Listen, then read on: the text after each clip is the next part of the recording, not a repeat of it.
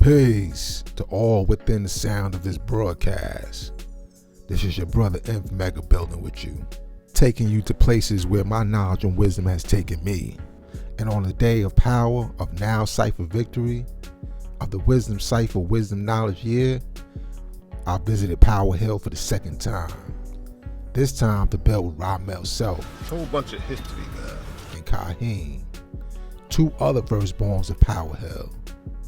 The last time I was here, I built with Ramel Self's older brother, Knowledge Divine, who took me through some of the history of Power Hill and how he got the knowledge of himself. On this trip, Ramel Self shared some of his history. Saw a bearded guy, little short guy with cut off shorts, by the name of Amar Self. I just realized that I had actually met some of the gods of Power Hill, including Ramel Self and his physical brother, Knowledge Divine, along with a few other gods and their families that came to Now Y at our nation's 50th anniversary at the Cotton Club in Mecca. Peace to the family on our 50th. We are the gods coming up from Philadelphia and the Earths, and we are here to celebrate this momentous occasion. Thinking back to that night, I remember my brothers and sisters that are no longer here.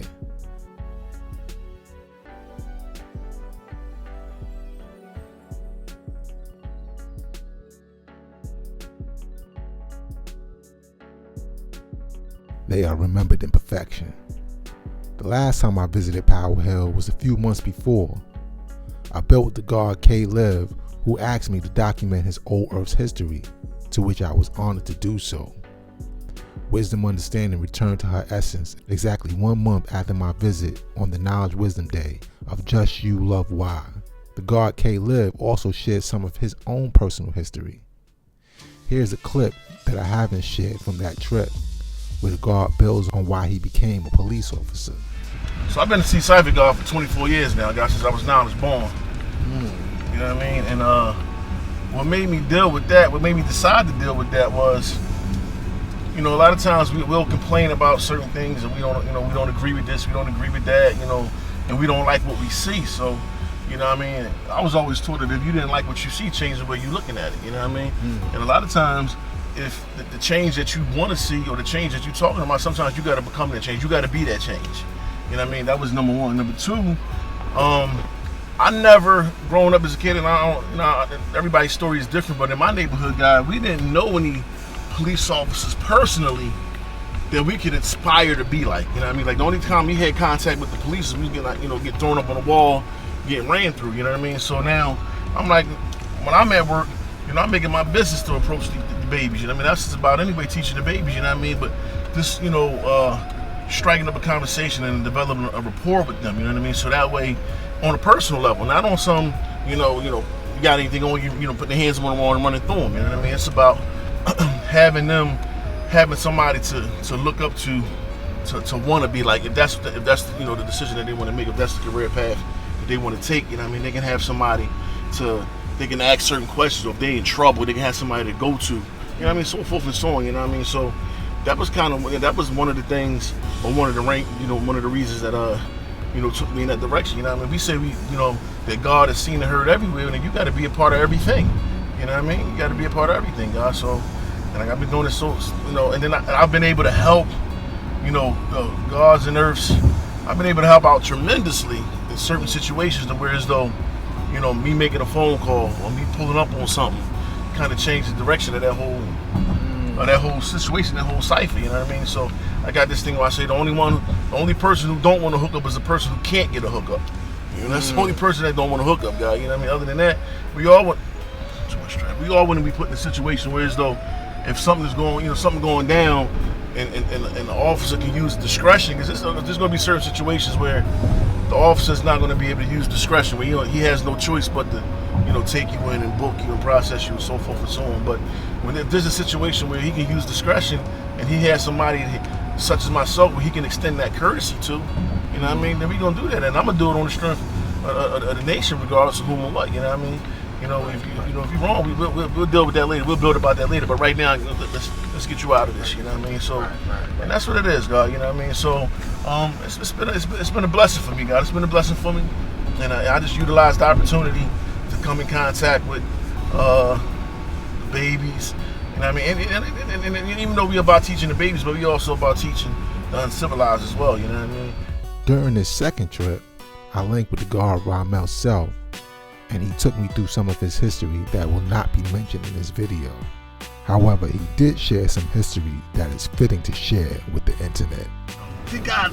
Let me help paint a picture of the craziness that we was into. Okay. All right, so you can get an idea of what we were about as young brothers. You figure I was 17 when I got knowledge, but before then, we was just a bunch of 15 and 16-year-olds. But we were different, guys. We're not different, but we were well-read.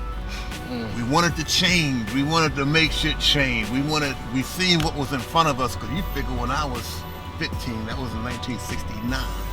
They had killed Martin, and they had killed the father, which I did not know, because I had not met Amar yet. But you could just imagine, Malcolm had been gone. So I was one of them. We were young brothers that were very well read, and we wanted to fuck up some shit. But at the same, I'm cursing. No, that's all right. No, I didn't know I was on tape. It's so peaceful. Okay, we wanted to make a change. We wanted to make a change, and we were angry. We were young. We were angry. However, we were very well read, very intelligent young brothers coming up. So it was just a matter of time before all of that came together. So you figure in the year 1970, I turned 16, Kaheem was 17, Jamel was 16. And we wanted to shake some things up. And we did. In our own little way, we made a little bit of noise, and this is right before you. Right before we made a little bit of noise, and we bonded.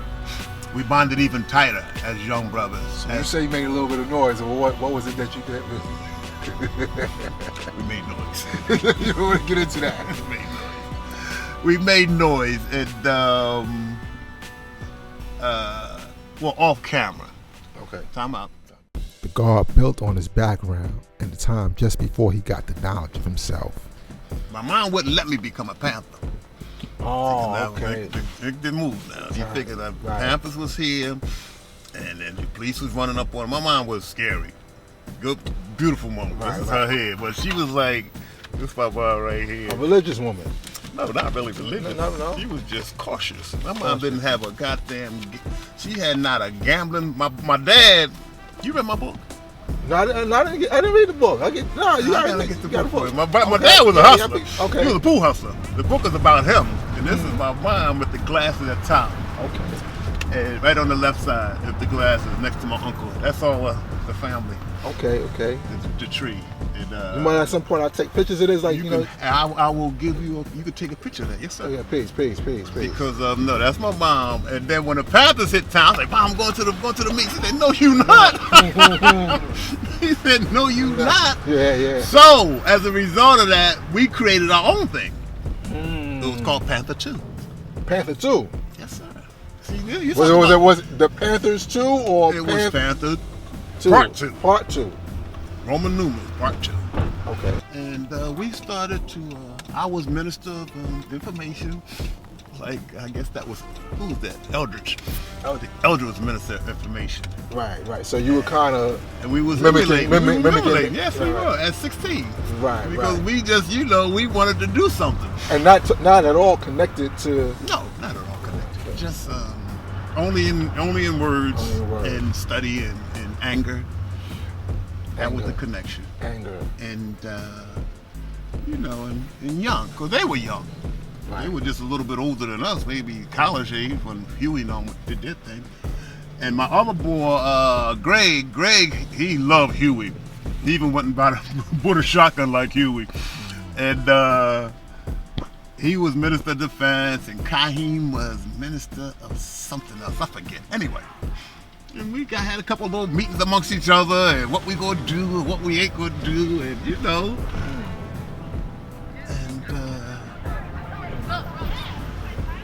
And then This is just the three of y'all. just the four of us: Greg, Kaheem, Jamel, and myself. Okay. And there was a couple more other people that was trying to do the Panther 2 thing.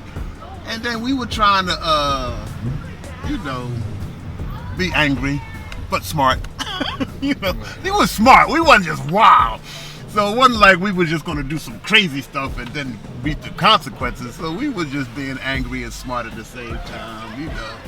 We might have painted some stuff on the wall, fuck the pigs, you know, all that kind of stuff that was going on at the time. Right. And this is the junior high school I went to.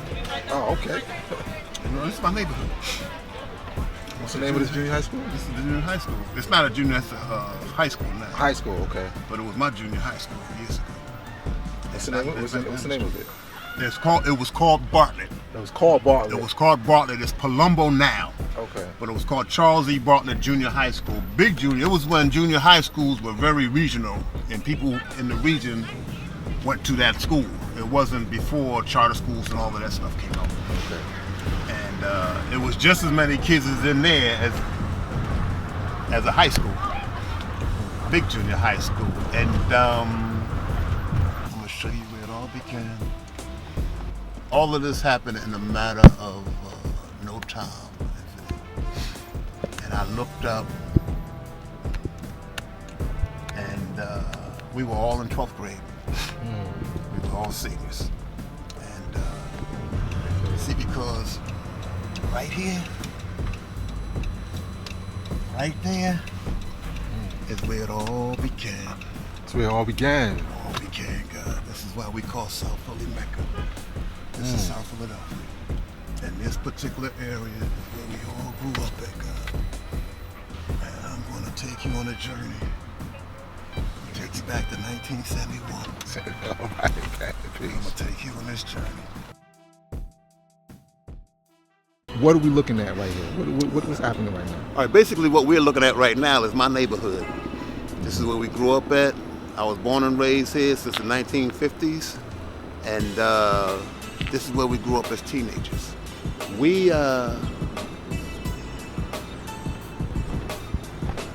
Webster Street, right down here is where we started at. This is where we grew up at. This is where we cut our teeth. We played marbles and all kind of kid games. And then when it came to time for us to become adults, this is where the men grew up at. They say you're a man when you turn 16. Now it's equality. And we were young men. We were very courageous. We were very well-read young men. And myself, Kaheem, Jamel, and another brother by the name of Greg Jackson, we had a moment. We had a moment, and that moment bonded us. January 31st, 1970. Fast forward 2 months later, our bond grew stronger as ever. You have to understand, I was 16 years old, Jamel was 16, we were in high school, Kaheem was 17. We were high school students, very good students, trying to graduate. And we looked up and June was upon us. And I graduated, and my mom tells a beautiful story how my aunt and my mom tell the story how I just handed them the diploma and said, "This is what you wanted." And I went on my way, but it wasn't that dramatic. I did hand them the diploma. However, I was grateful for my parents, grateful for them showing me the way for them 12 years of school, and grateful for getting out of high school. It was one of them moments, and I tell people all the time, it's something that you never have to do again. Once you get your diploma, you might have to do a lot. You might get married 3 or 4 times. You might have a lot of different things, but that is one thing that you never have to do again. Get that part of your life over with. Get your diploma and get it over with. You said that at that time period, you still were angry though. Not angry, but we now to subside. The anger subsided. So now the people. Well, after the event that took place. Yeah, the anger was always predicated by righteousness and being right and doing something for the community. It was never just unbridled anger. It was anger because we were young men in this here North America situation, and we seen everything around us going to shit in the hat basket. And as a result of that, everybody was angry. It was just that we chose to take our anger and study more. Some people chose that anger and became drug addicts. It was a whole bunch of things going on in America at that time, and they made sure they needed to be able to quell this anger. And that's what the FBI and all these other people was in charge of. Quell the anger. Quell the anger of Black America. That was their job.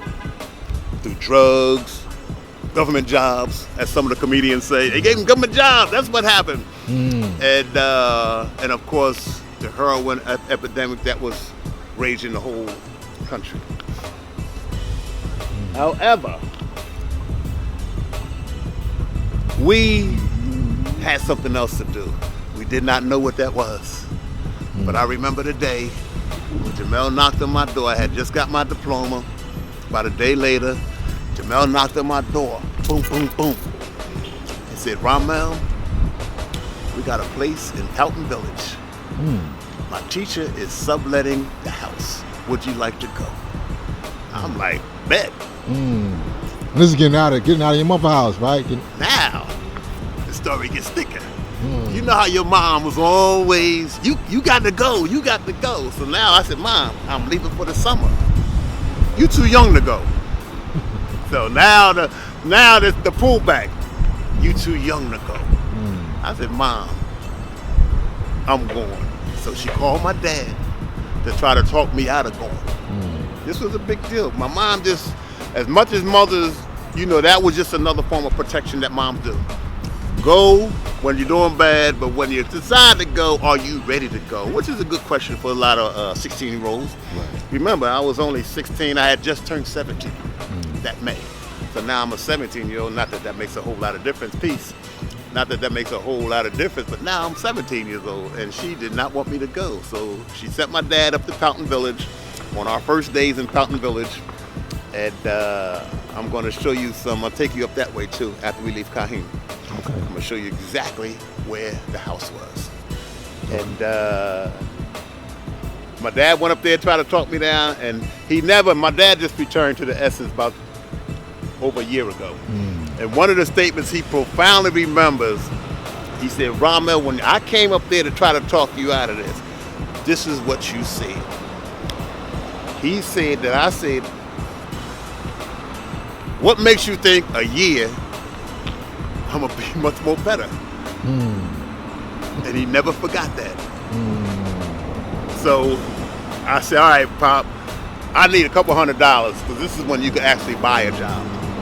You can go down to temporary and get some money, and you can put up money and actually get a job. It was way back in the day. They had temporary job services where if you paid a fee, you became put on their list. And they found you a job for the most part. But that really wasn't what I wanted to do. I just needed $200 for my pocket. And he gave me $200,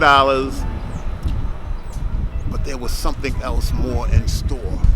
And we still did not know what that was. Now we in Fountain Village. We done left South Philly. We in Fountain Village. Kahim comes up.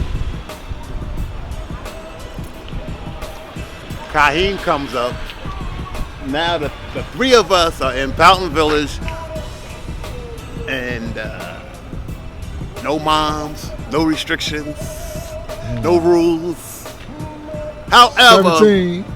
However, we was already embedded with rules and regulations before we got there. So living righteously was not a hard thing to do. And this is before you get now. This is Before we met him, right?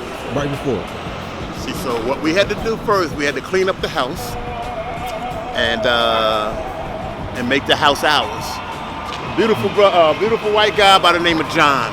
He was living. He had 3 housemates, John, Ken, and I forget the female's name.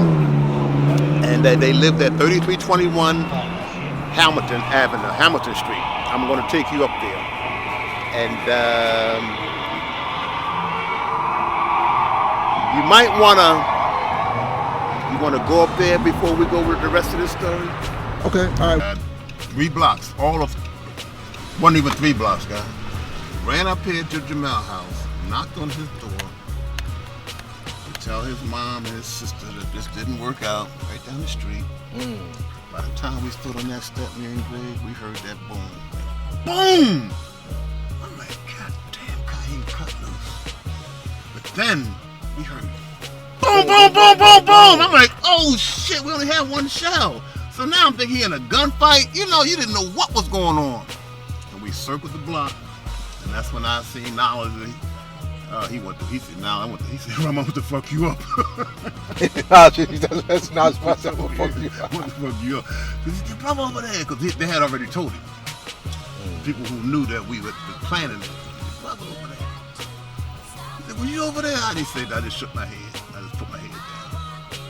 Wow. And y'all are how many years apart? 3 plus. 3 3.5 years. 3.5. Okay, so yeah. He turned 70 Sunday. 71. Oh, okay. I'm Sunday. 67. Yes. The goddamn November 7th. Okay, peace. Slower than what I thought. We don't go down Bush. Yeah, 70. He's 70 now. We 3 years. We become 4 years apart in November. From May, that's like 3.5 years. 3.5 years. Yeah, he was there when I was born, right down the street in the house on West 154th Street. 1954, he was right there. So he was born here, born and raised in Philly. Right there, yeah. Right?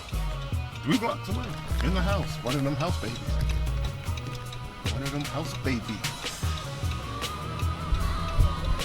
No, God, we graduated, and that knock on the door. I never forget that. Jamel knocked on my door and said, God, we got a house. I said, my teacher.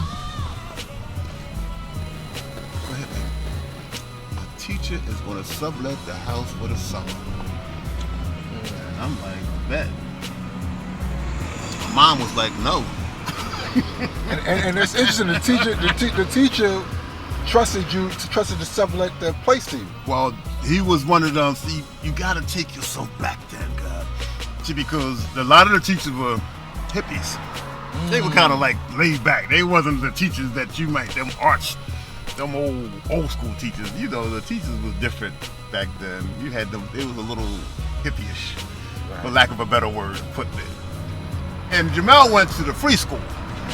The free school was one of those schools that they experimented with as far as without walls. You had different curriculum. It wasn't the same stringent rules and regulations.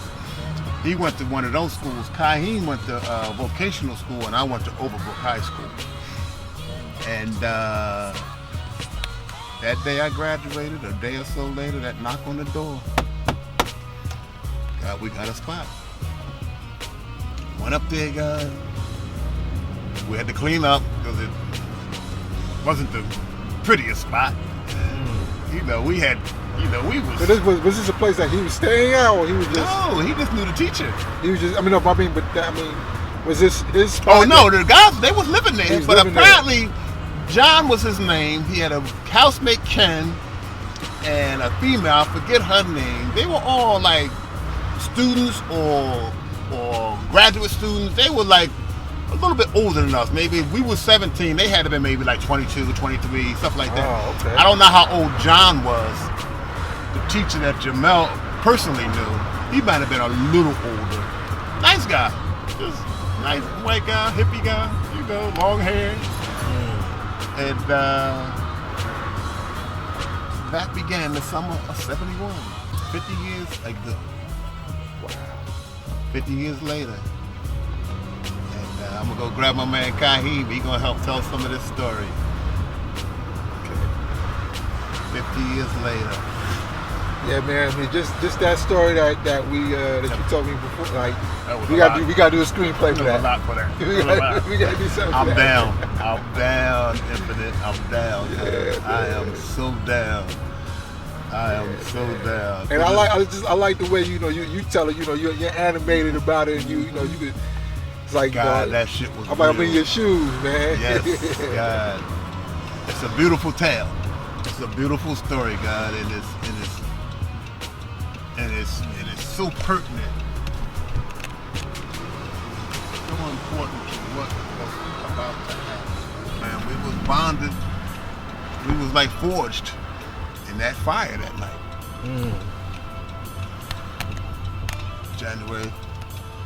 December 31st. We were forged.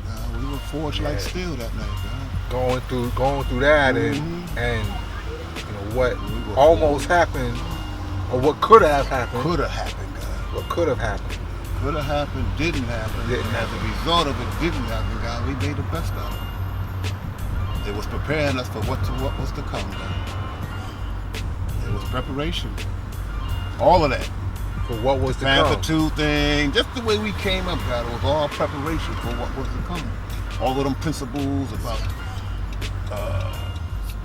telling and things that you should not be doing and all of those things, God, we was living righteous. Basically, it was just preparing us for the righteousness. Our parents, we had good parents. All of our parents were good, and they kept us on the right tip for the most part.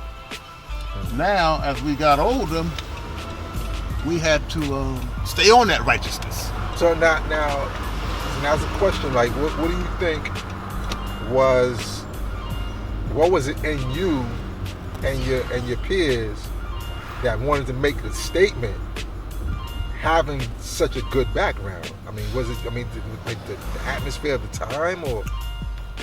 Well, like I said, God, it wasn't like we had a good life, as far as a good life can go. However, that still did not justify the things that was going on around us that we needed to speak on and we needed to read up on, because that's how we learned, from just reading, and we stayed in the bookstores and stayed in the newspapers, and then, like I said, it wasn't like an unbridled anger. It was just a lot of frustration that a lot of people was experiencing back then. And that frustration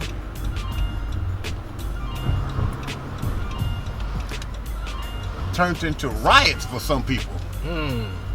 They wanted to riot. See, I didn't have no need to be throwing bricks at somebody's window and all of that. That wasn't the need. Right. It was just more of an, how would I put it? It was more of an organized anger. You wanted to, some sort of organized reprisals, and throwing bricks is all right. I guess for the moment, just want to continue to throw bricks. And however, we were grateful that we came on the other side of that come March 1971. And we found ourselves still cocky, still 16, still 17, but grateful that we had got on the other side of this. And as a result of that gratitude, it bonded us, made us closer. So when it came time to do that move, I was there. Kaheem was right on my footsteps. Because Kaheem like, y'all got a house? I'll be right there. And we all moved into the house. And then that fateful night, when Jamel and a brother by the name of Rick Palmer went out on the corner of 34th and Houghton, saw a bearded guy, little short guy with cut off shorts, by the name of A. Marcel. And they brought him around to the house. I'm going to take you to the house after we busted up with Kaheem for a little while right here. Okay.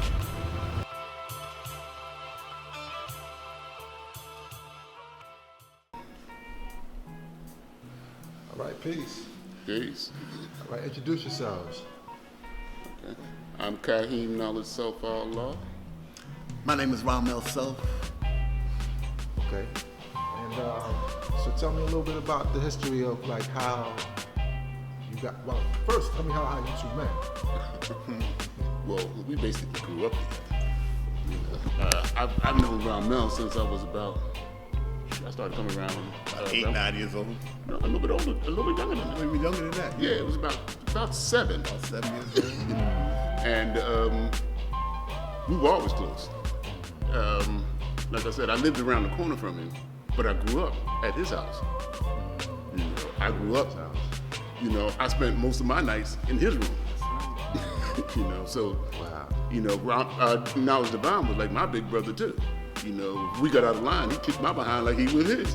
Everybody else. That was the same thing. And would look after all of us the same way. Absolutely, absolutely. When things went wrong, We knew who we could call him, and he was gonna be there. that's right. That's base. So you were telling me about this story that led up to you getting the knowledge of yourself.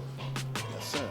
So what You happened? figure we was all of, you figure 1969, God. And the city was in an uproar. The Black Panthers had came to town. And I asked my mom, could I be a Black Panther? And she said emphatically no. Because my mom was afraid of the police. My mom wasn't afraid of the police. My mom she was very cautious of everything. And Black Panthers meant police knocking down your door.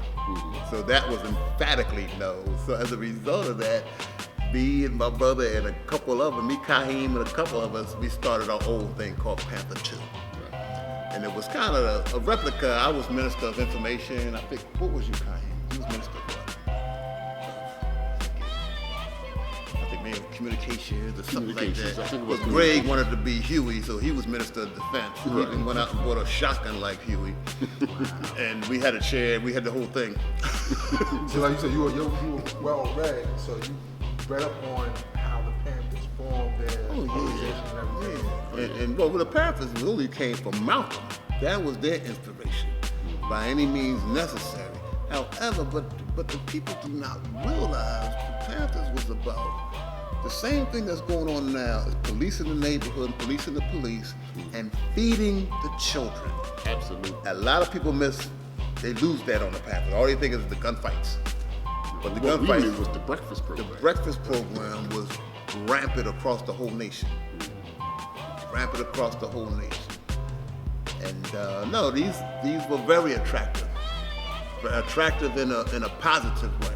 Yeah, but we grew up in the streets where we were watching our people being beaten on a regular basis, you know. And Police. oh, absolutely, all the time. I mean, men, women, children, it didn't matter. So I guess the best way to say is that we were dissatisfied.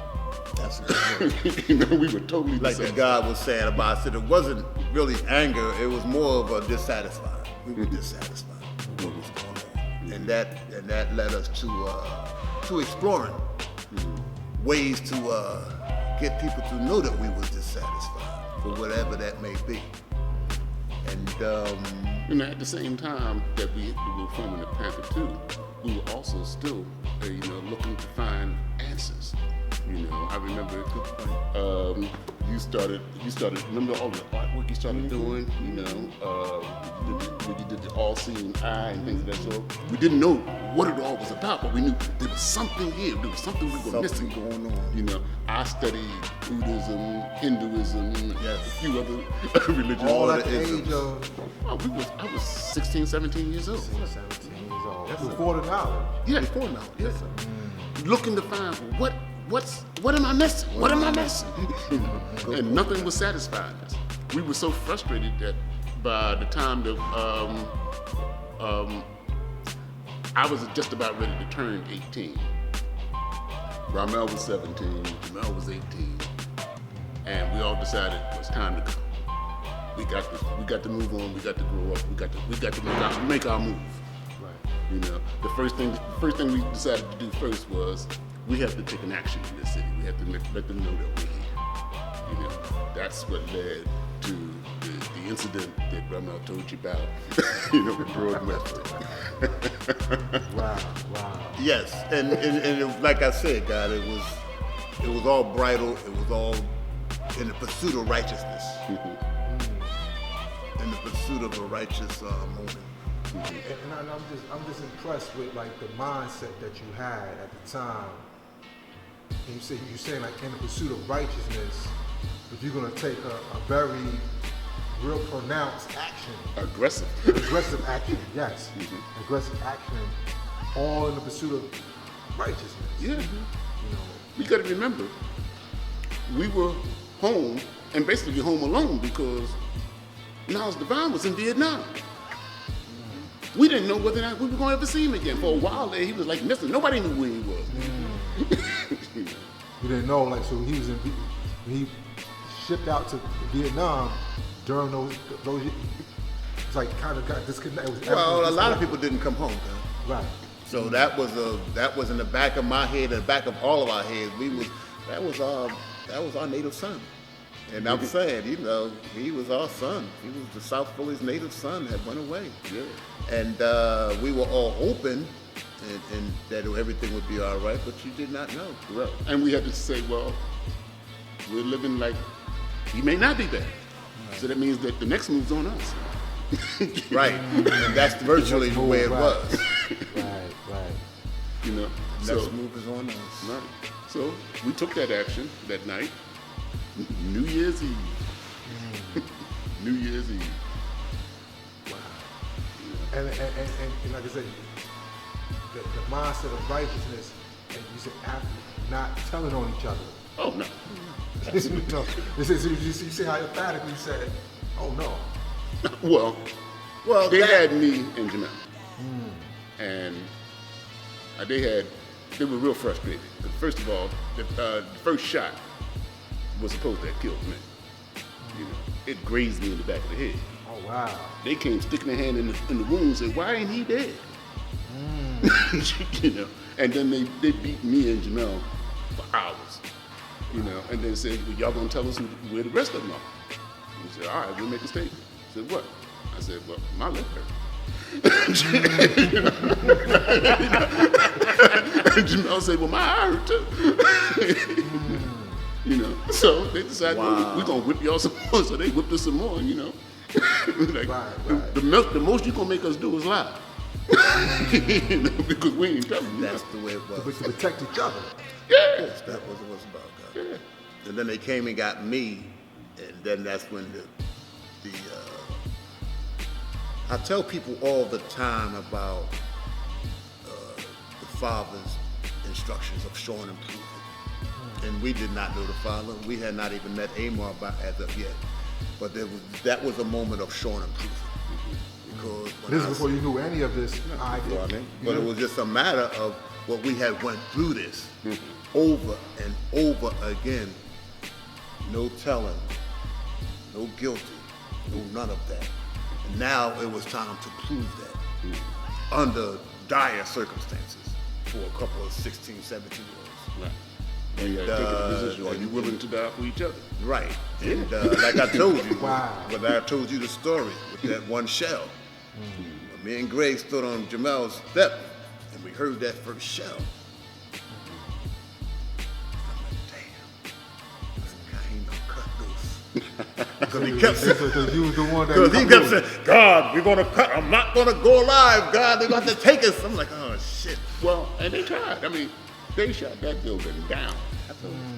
You know, for a while they were shooting so much that the ones that was in the back and the ones in the front thought we was fine, and it was just the bullets going through there. I told you guys.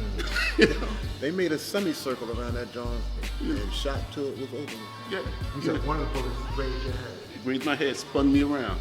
You know, I gotta save some of this stuff now. for the movie now. You hear me? Yeah. All right, save some of this stuff. Right. We don't want to get all this out now. Right. You gotta save some of that. Yeah. We'll touch on that another time. But I want to get to, you know, when you met Amar. Oh, all right. And the impression that he left on you.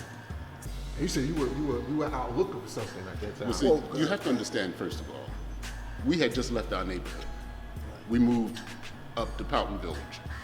Jamel had a hookup through school with a teacher. His teacher, John. You know, who had a building that he said we could sublet. Now this building had what, 11 rooms, Big 3-story building. I'm gonna take him up there after this. you know, and it was, I mean, it had everything in it. I mean, the building had a piano. We were all musicians, you know. I played most percussion instruments, plus I was a dancer. Ramel played clarinet, saxophone. You know, Jamel played piano and sax. And congas. So you all were proficient in the arts. Oh yeah. Oh yeah. We drum. Well-educated, well-read. Well-read drum lines, guy. We had drum lines. Yeah. There was nothing for everybody to bring that kunga outside, guy, back in the 60s and 70s. And entertain the whole community. And entertain the whole block. We had good drum lines. Yeah. Real good drum lines, young coming up, guy. It was just something we naturally did. Yeah. And we had sisters, Miss Annalou, come around dancing. We had African dancers that would just come down the street, start dancing. Yeah. And Kaheem and Miss Davis, and she was one of them teachers that showed up at, but I was telling you before, when we had to go to court, when the guys had to go to court, the courtroom was full of teachers, principals. Yeah. I was the assistant. The jury was saying were No, the courtroom court- to testify on our behalf. on your behalf. Right. It was full of everybody that loved us, guys. I was the assistant teacher at the junior high school at the time. I took him by there. Same one. I took him by You know, there. because I was a dancer. You know, that's what I did. Right. You know, so Yet you were angry and wanted to make this aggressive statement. something had to happen. Something had to change. Had to change because you were seeing police. Right. Well, Whipping at the the time, community. we didn't understand. It wasn't something that had to change. What had to happen first is we had to change. Good point. You know, Right. Good point. you know, that's what had to happen first. Because once we changed, then we could change everything else. When did you realize that? When you met Amar? When we met Amar, it was deep because when we met Amar, Jamel and I was out in the street in the field. You were with him, weren't you? No. But he told us that I got somebody y'all got to meet. No, it didn't go like that. It went like this. Rick Palmer. We was at the house. Remember Rick Palmer? Yeah. Jamel and Rick Palmer. We had to go outside. We was trying to find information on the neighborhood. And they told me, they said, Ramel, you the youngest one, you stay. Rick Palmer and Jamel went out on the streets and walked about 3 blocks down to 34th and Poughton. And lo and behold, there was a bearded guy, big afro, cut off shorts, standing on the corner. This is in 1971. 1971. The summer of 1971. You figure we got up there around just. That was in March. That was in March because No. it was before my birthday. Oh God. We got buildings in July. No, we didn't. When we graduated, this is the way it went. I graduated June 20 something. That's what I was looking for the date. You're right. Because y'all had came home. Y'all came home in March. Y'all spent like a month or something there. Yeah. A month or something. Y'all came home in March. Now from March to now, we was just trying to get our diplomas and you know, just settling down and getting our life together. Jamel was still in school.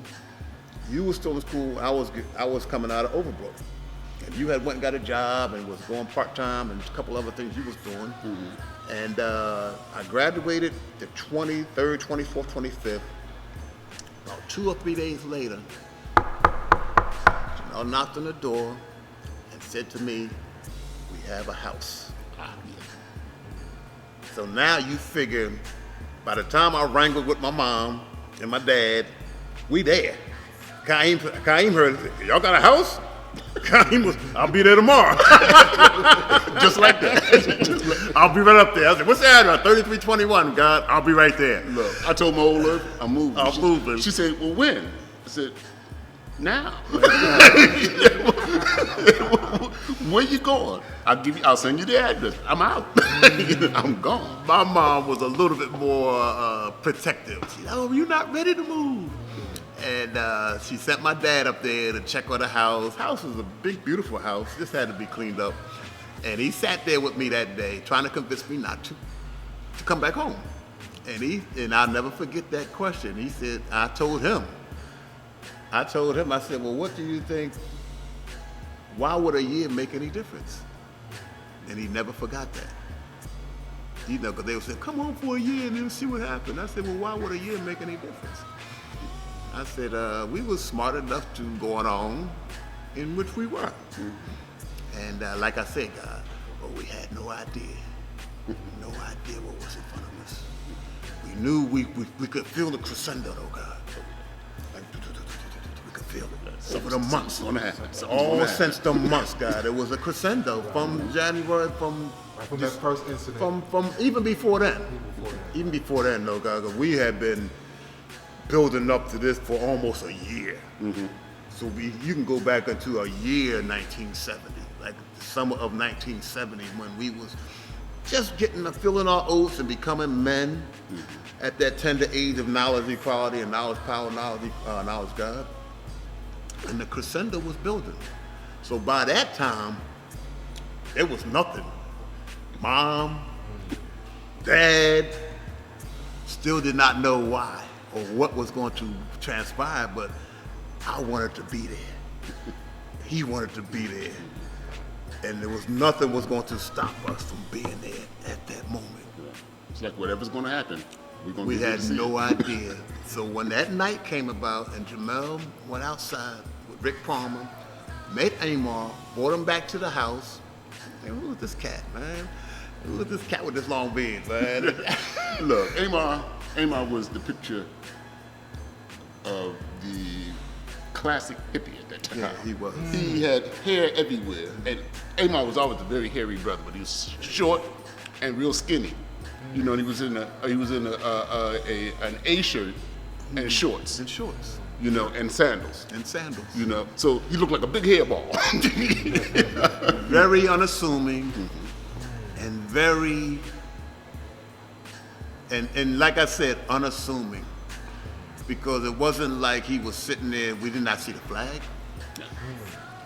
He had a flag on. He didn't have it on that time. He didn't have the flag on. He came to the house, he was just cool.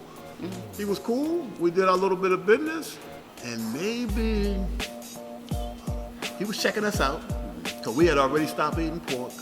Our eating habits was already refined. Okay, so See, we had studied. That was due to the Reading, and the whole thing. Absolutely. And plus, we hung out with some of the brothers, some of the Orthodox Muslim brothers. See, our eating habits had already had changed. Because a lot of them were musicians. They was musicians. So we all knew them. See, you met all of these guys shit. bringing people together. Exactly. Because there was nothing. You don't see it now, guys, and it's kind of sad. It is not kind of sad, but it is sad because it was where everybody walked around with instruments. They had horns and flutes and stuff. And everybody had a trumpet and you wouldn't. I had a conga on my back shoulder all the time. You know, we walked around with First drums. in the arts. So you could just at any given time you could break out. And that's what would happen. And that's what would happen on the streets back in the late 60s and early 70s. One person sit down and start playing, somebody else comes Somebody over and come start up with a playing. And Next you thing you look got a up, band. you got a whole bunch of people what they call shedding. Shedding. It's called shedding. Musicians, if you ever ask a musician what is shedding is just like hair. You like all the things you learned, you shedding it. You showing people what you done learned. What did you done learn? You shedding it out. That's the word that was screamed. And as a result of meeting them brothers, our eating habits have kind of changed. And even though it wasn't It wasn't as refined. it wasn't etched in stone like we had wanted to become, but it was getting there. Yeah, because there was still certain things that we didn't know, but we were learning. That same crescendo. That same crescendo coming up. Now, about a week or so later, me and Jamel was together. We stood on the corner of 37th and Barrett. That is like three blocks from our house. And Amar was doing his thing, and I never heard him say this until then. Because that first week, he was just checking us out, filling us out, and that's when he dropped that the black man is God. So he just came out and said the black. Well, in a build-up. Okay. We were just building like we are building now, and then in that moment, I'll never forget it. In that moment, he said, "The black man is God," because that was his sign-off statement. Because he lived on 36th and Poughton, and we went this way. So he walked away, and me and Jamel was standing there, and we slapped hands, just like that. And I said, Jamel, we got it. So you God, immediately God, I'm not on face value, but like I said, God, we were well read. We was building up to this, God. And when he said it, and this is when people say about hearing it, I'm saying you heard it. And when you heard it, the way Amar put it, it wasn't mysterious or magical or mystical or none of that. No. It was just the way he said, and so, God, and that's why the black man is God. Right, it was a matter of fact. As a matter of fact, that's the good term, God. As a matter of fact. And the next day, Amar knocked on the door. That's the first time I seen the flag. So now he got his flag on, and he had the 120 in his hand. When he walked in the door, God, I snatched him out of his hand. Boom! Literally snatched him out of his hand. And I started writing them down. And he said, God, no, they're yours. He gave you the whole 120? 120, yeah. Oh, yeah, all three of us. Wow. Gave us the whole 120. You know, it's interesting because I was taught like to give him one. Well, that's the way it was taught. However, he saw something in us that these guys is ready. And Amar had a vision. That's what had to happen in the village. And in order for that to happen, we couldn't waste time. So, because I'll never forget, he gave those lessons to us. We read them. We looked at each other and said, this is the truth. This is the truth. You know? But then we sat on it. Amar didn't come back for a week. He came back in a week.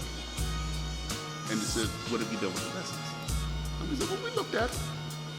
And he bombed us. He bombed us. Yeah? How did that go?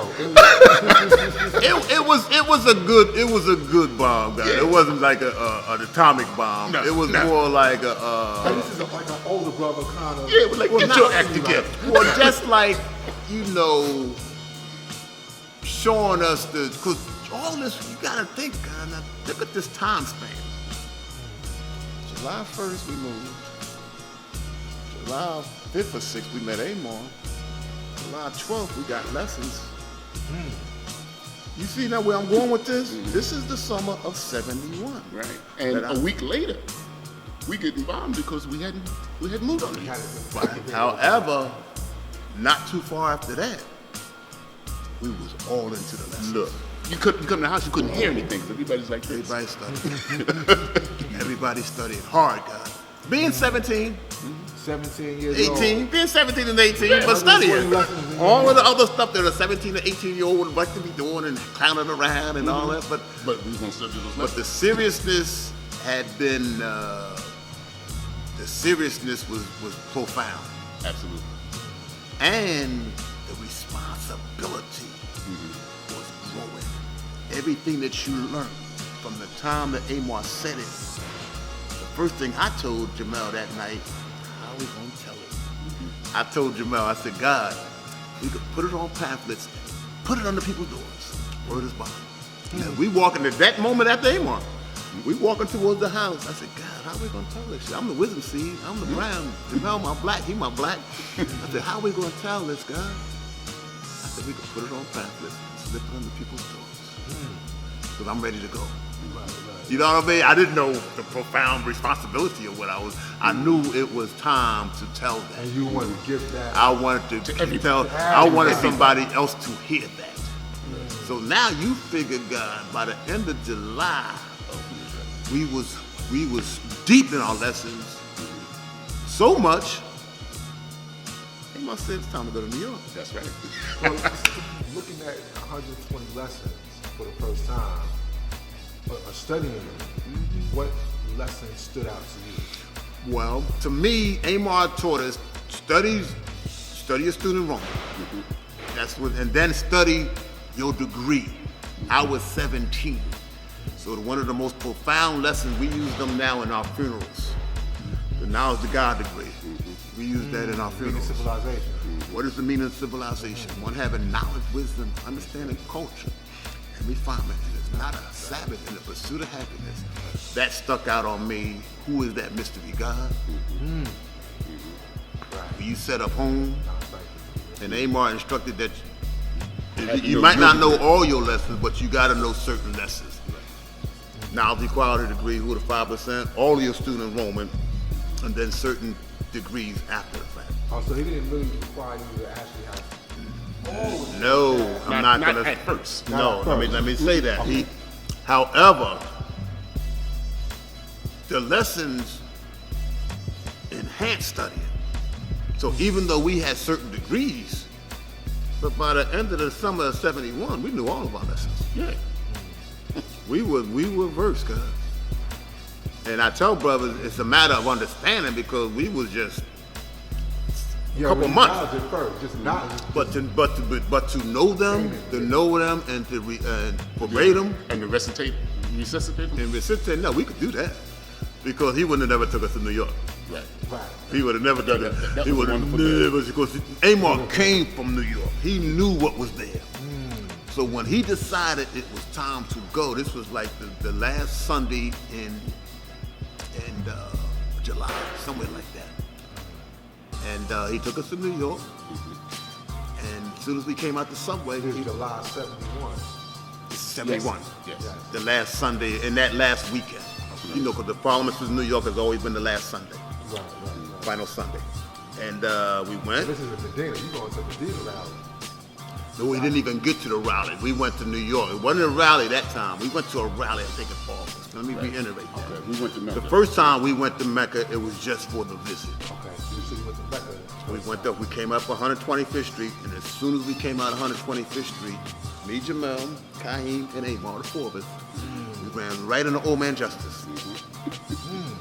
Dig this. And Amar, people sleep on Amar, but Amar was they say he was one of the father's best students. He was one of the ones that the father was hammering and getting in their case about things. Because some types of division, he knew he was going to have to go. So his history is that he was taught by Amar was taught by father. law himself. Yes. He was 16. He was 16 years old. That was He his got- enlightenment. That was his enlightenment. Yeah. Wow. And then he got the father was the one that told him to go back in the army. Because Amar wanted to come out. Amar got drafted. Amar said, no, you got to respect the government. And he stayed. He went back. He didn't come out of the army until the father got assassinated.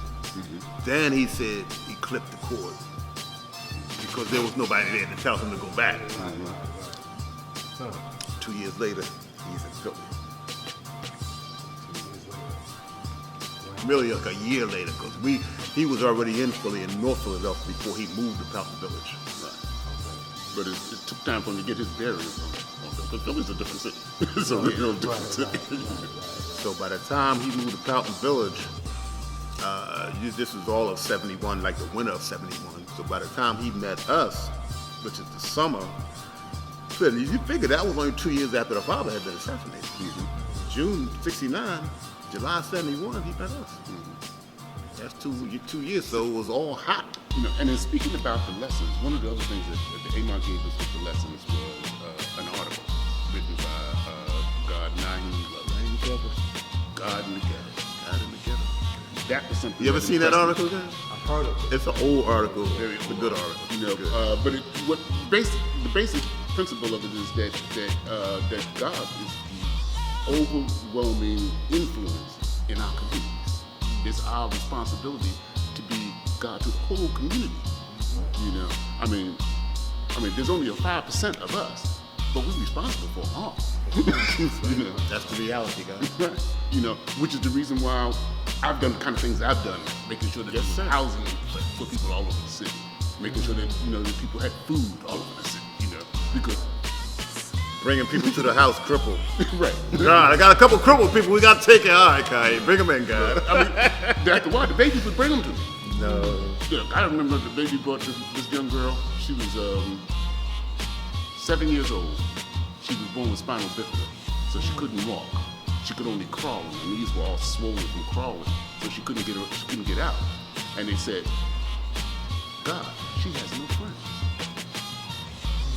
So it was me and Born Divine? Born Divine. Okay. I said, we got to take her out. We went up and we met her mother, and then we started bringing her out, and we would carry her piggyback. We took her to the parks, We took her to the playground, put her on swings, let her meet all the other children so that she had friends throughout the whole year. You know, because that's what God in the Ghetto is about. God has to be out there in the community, in the ghetto. You know, when it came time for the children in the neighborhood needed shoes, we bought shoes for all of them. Just go to the shoe store, yeah. We took them all. You were really, really involved in the community. Absolutely. Almost instantly, guys. Instantly. Because I mean, was that like something that you got from the Panther background, or? No, just because, God. Remember, God. No, I wouldn't even put that. That was a moment. Yeah. That was an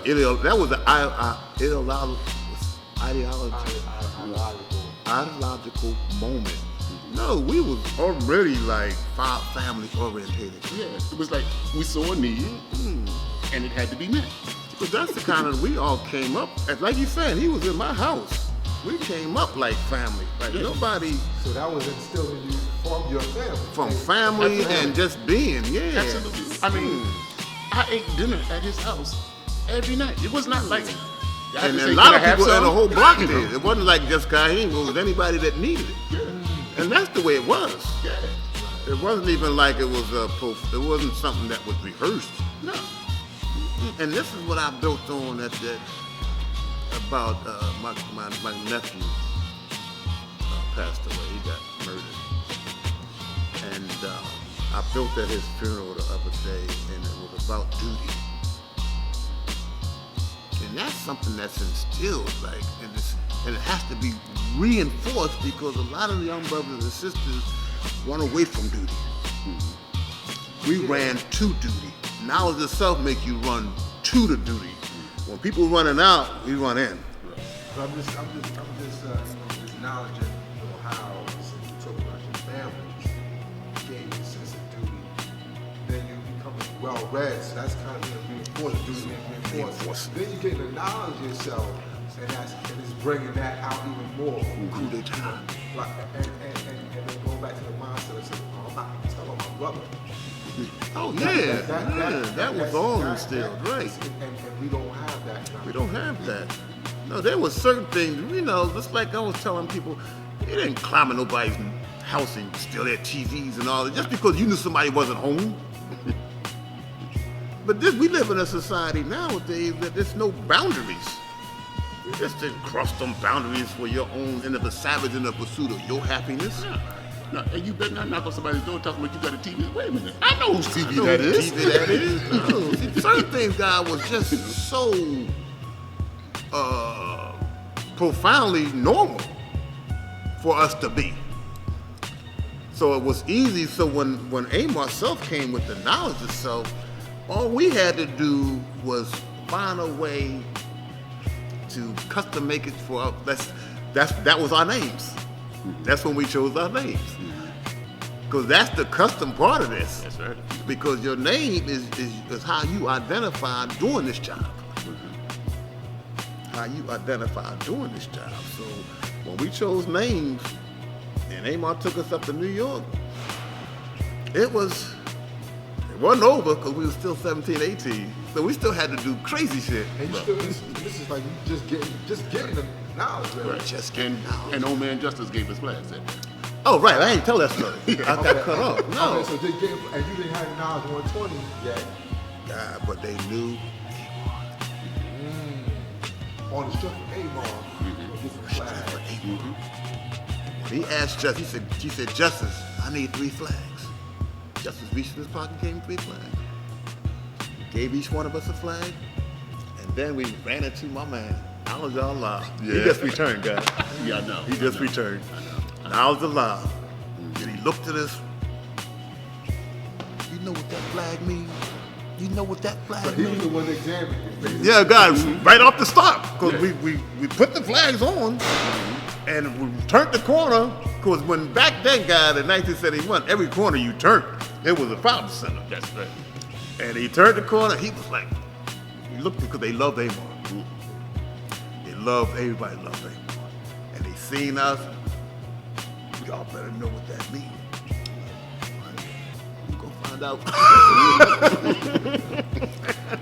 We're gonna find out if we don't know what we don't know. We're gonna find out. And and then we walked. Me, Amar, Kaheem, Jamal, we walked 100 blocks. That hard. That hard. I walked. And Amar pointed out everybody. That's him, that's him, that's him. He ain't shit. He could be doing something better. Yes. This is his history. This is his This is a good brother. This is so-and-so. Stay away from him. Told us everything. Did not pull no punches on nothing. Told it like he got it.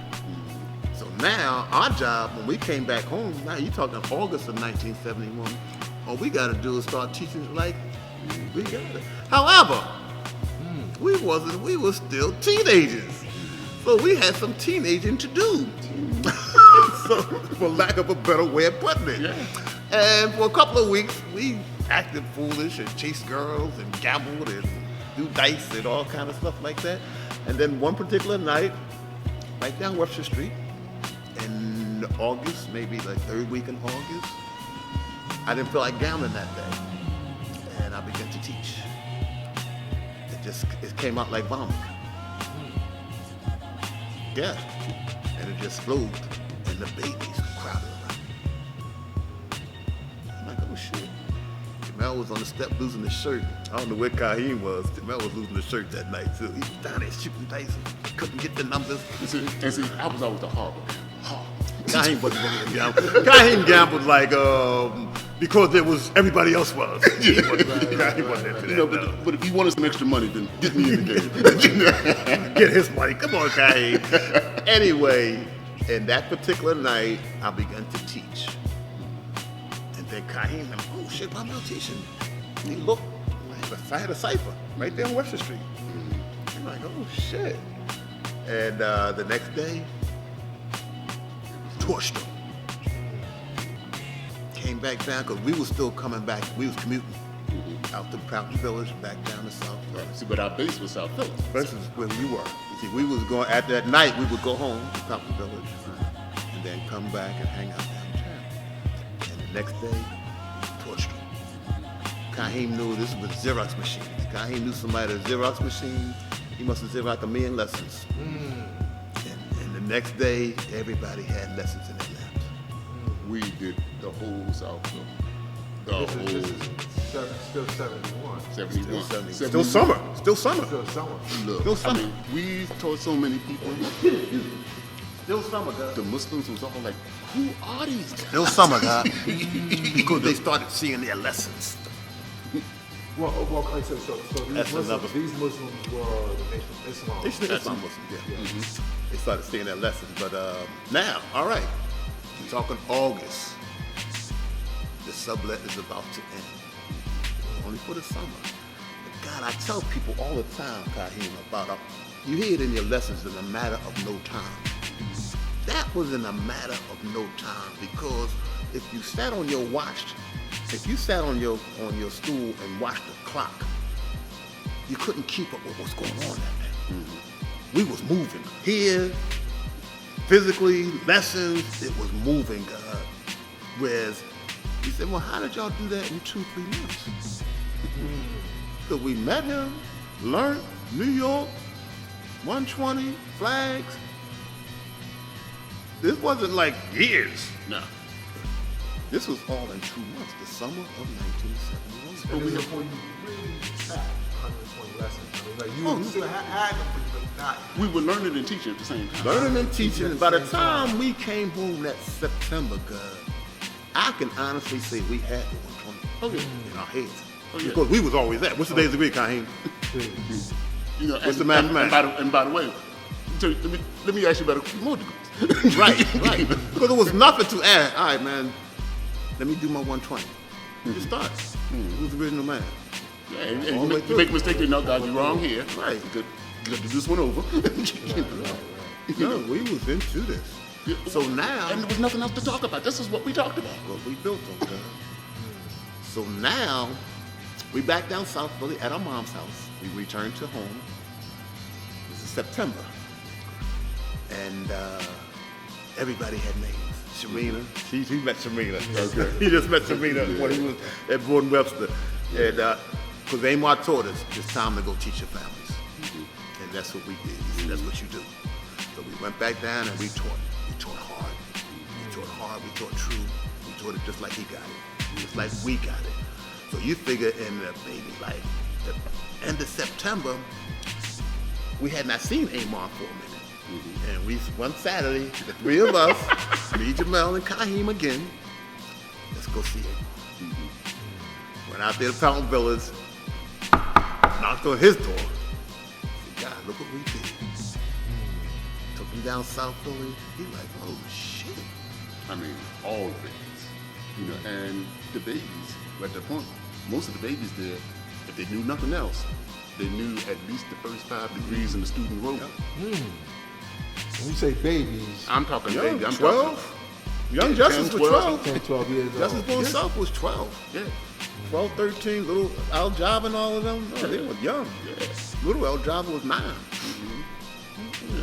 No, and we said, let's go show Amon. Now we had something to show. Knocked on his door and sat, woke him up. Because he thought we were burglars. Yeah. Was it because we knocked and he didn't answer? Because the house was kind of like falling apart now. So we climbed through the window. Oh, you want to? You know, and Amon came out ready to fight. He's like, God. Then he seen us and we hugged and we laughed. That's like, we're going down South Philly, show what you did. And that's what we did. We brought him down South Philly and he was like, full problem. Yeah. All right, full problem. Yeah. God, this brother taught it mathematically just how it's done. Even with all of his personal issues and all of his personal drama, all that he was going through with his family and all of that, it never spilled over to how he taught it. No. It never spilled over to how he taught it. We got it pure. We got it pure. Well, let me ask you, you said that Muslims started saying your lessons. What was that response? Oh, they weren't happy. Well, first of all, the Muslims of old were very docile. They stood on the corner and just had their paper down. Well, they had their paper across their mouth. But what happened was, as the gangs started dissipating with knowledge yourself on the scene, a lot of the gangs went to the mosque.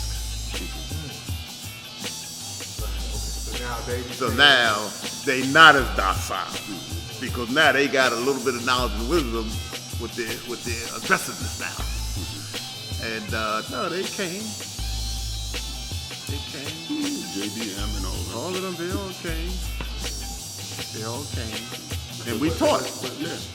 Was it like a class? Oh, definitely a class. What they learned, first of all, And was that God had no fear. And then they found out that we had no hatred. Right. No hatred. Nah. Well, that was part of the thing because they thought that this was something. I said, y'all lessons. We're not against it. We studying the same lessons. we teach it a little different. we just going with a high understanding of these lessons. But the first degree in the student enrollment is emphatic as you can make it. Right. I don't care how you ain't look gotta at it. go It's in 1 the of same 14. thing. You ain't gotta go no further. It tells you who is the original man. Maker, the owner, queen, planet Earth, father of civilization, God of the universe. Yeah, And, how do you confuse that? a lot of brothers, even today, a lot of brothers, they just start to say, damn, y'all were right all the time. But that peer pressure in that situation with them, and you had a couple of their old heads telling them what to do, and they got violent. I mean, was it like a violent time period, or was it just like a violent, I'm not going to. Well, all time periods are violent in North America. I ain't never seen a moment when we had peace. However, there was definite. Well, the way it was told is that there's some people with y'all lessons on the street, as if it was like we was doing something wrong with these lessons. You know what I mean? And they came trying to take lessons and all kind of other absurd stuff, and they got. I'm saying it was issues now. It was issues. So now we on the streets teaching, and help was on the way. Help was on the way, guys. Help was on the way, and help was on the way because one of the first brothers we met, and he fell in love with us. Ken do Islam. Ken do. That's my man. He came. So when I came home one day from work, because right that September I got a job. Kaheem started working. We all started working. Kaheem must have gave my mom a little wink. Said, no, he all right. So when I came home, Ken do was on my bed, 3 stories up. He had to go by my mom to get to my bedroom. And my mom never met him before in her life. So when I came home from work, he's in a lotus position on my bed. And so my mom was already she had studied. Yeah, she was acclimated at that point. She had been acclimated at that point, so she knew that this So was she was something. studying what you had given her a lesson. Yeah. Oh wow. Yeah. Well, we had to. First of all, she had to understand, well, why am I the old earth? Right. That was the one. That's one of the ones she hated. Well, ooh, The old earth. The old earth. So there was, we had some explaining to do, because we changed everything. it was rough. Like it was like the way Knowledge explained it. It was raw. Oh yeah. Right. We were A lot of young. things were raw. We were young and a lot of things that we said that as far as us not having a mom, which is not true. But it was just that, God don't have a mother, but as physical beings, we have moms. We have moms and dads and all of that. But it was just raw, and it rubbed her wrong. Sure. Yeah, because he explained it that he went to when he came home from Vietnam. He said that basically your parents are telling him, well, did you get him? I come back downstairs, so did you get him? Nah, he got me. He got wow. He got me. Did you get him? No, he got me.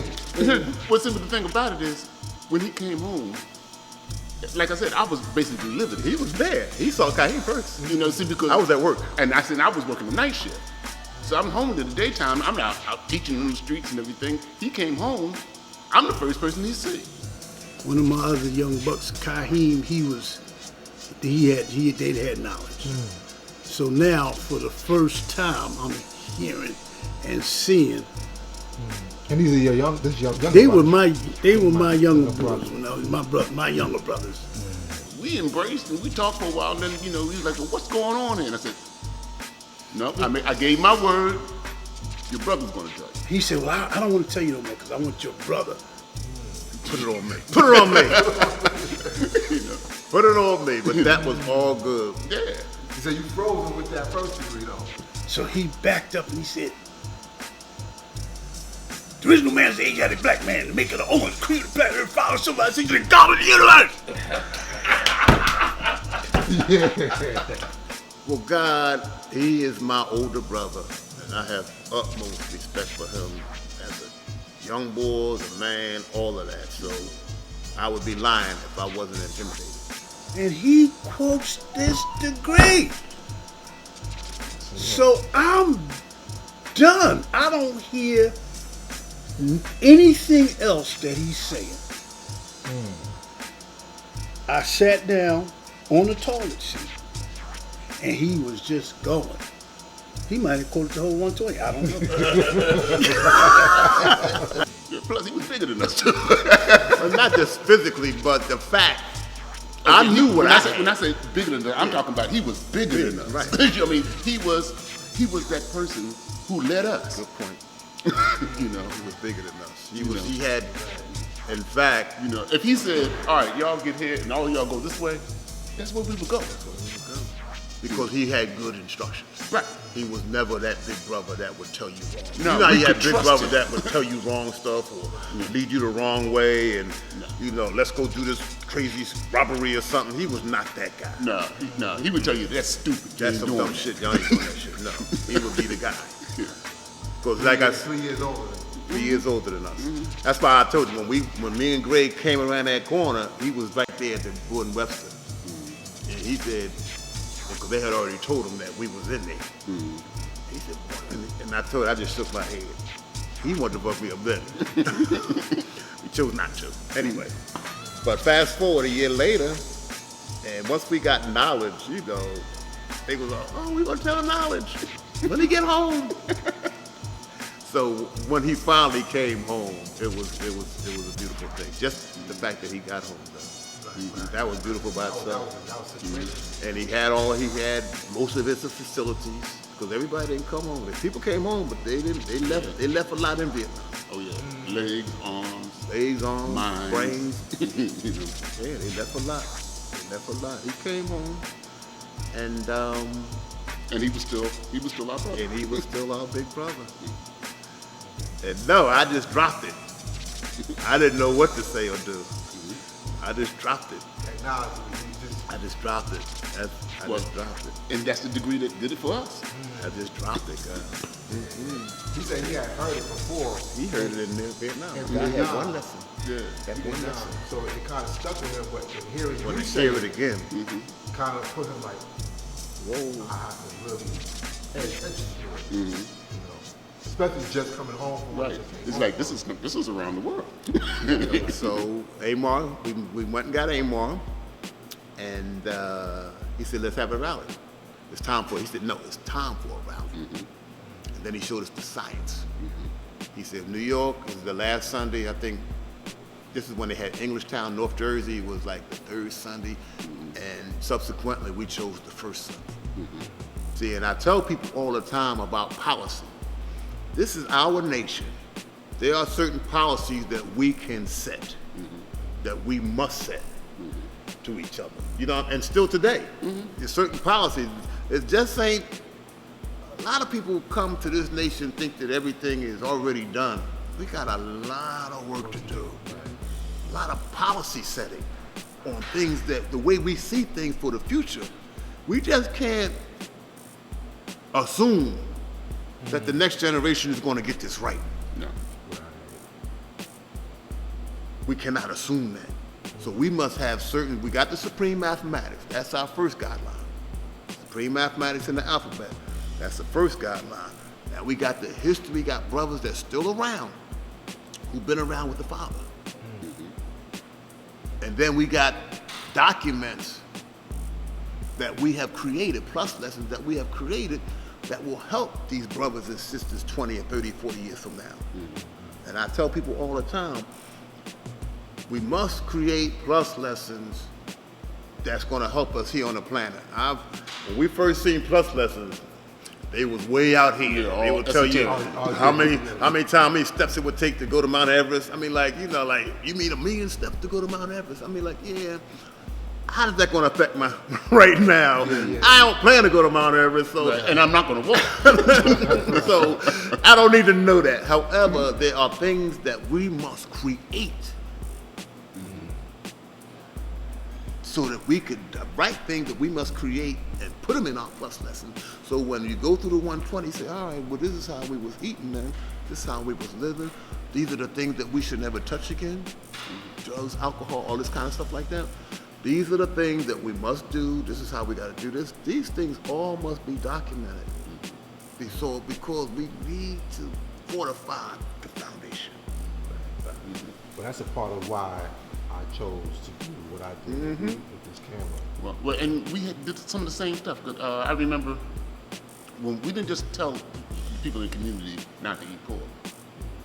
Jamel acquired a microscope, and then we got some of those some of those culture trays, and we did experiments. Good point. You know, Yes. we put pork in there, and we let people see what happened to it, and look at it in the microscope, see for yourself what it The is. sun hit it, the worms came. Right. You know, because we didn't want people to take anything on face value. Good point, guys. You know, let's see it for yourself, Very and then good you're point. sure. You know, Very good point, Kaheem. No, the science was all there, God. we did all kinds of things like that. I mean, you know, we when we talked to the community, we talked. We really talked. From shoes to food, housing, everything, God. Education. Why ain't you in school? Well, because I ain't got no shoes. All right, let's go. Let's get some shoes. You know? That's all it's going That's to what take. it was about, guys. Let's go. Well, what were some of the challenges that you faced over the years dealing with such a, they basically had like a certain kind of grip on it now, something to lessons, but what were some of the challenges that you faced in the community?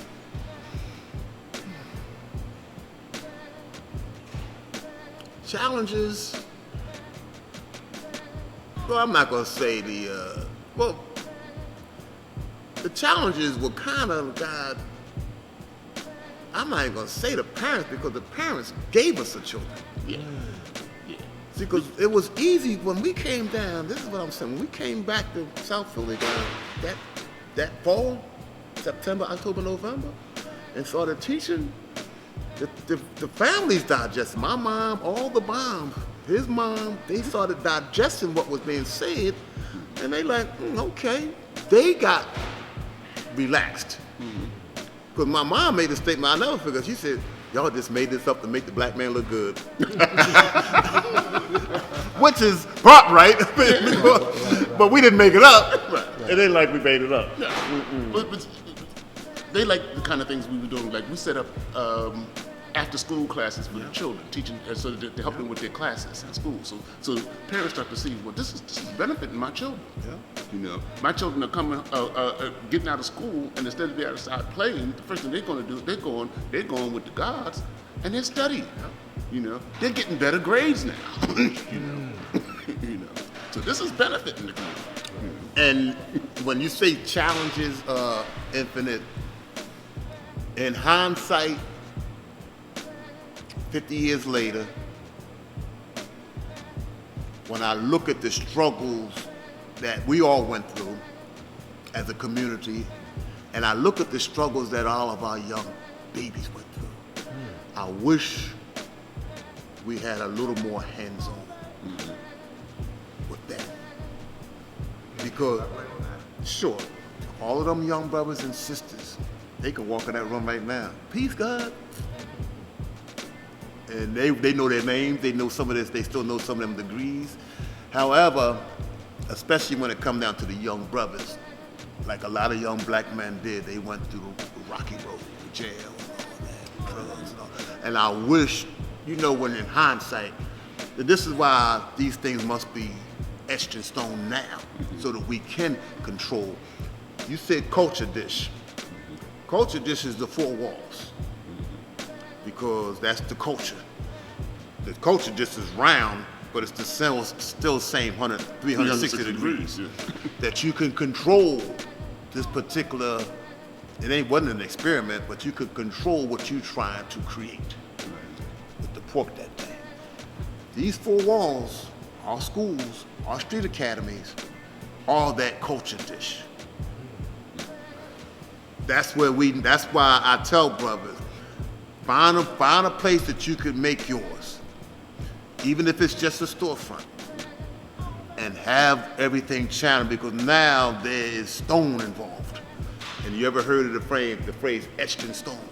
Now we become etched in stone, because that's our culture there. You can walk, even though the Street Academy up in New York on 126, been there for over 50 years, almost 60 years now.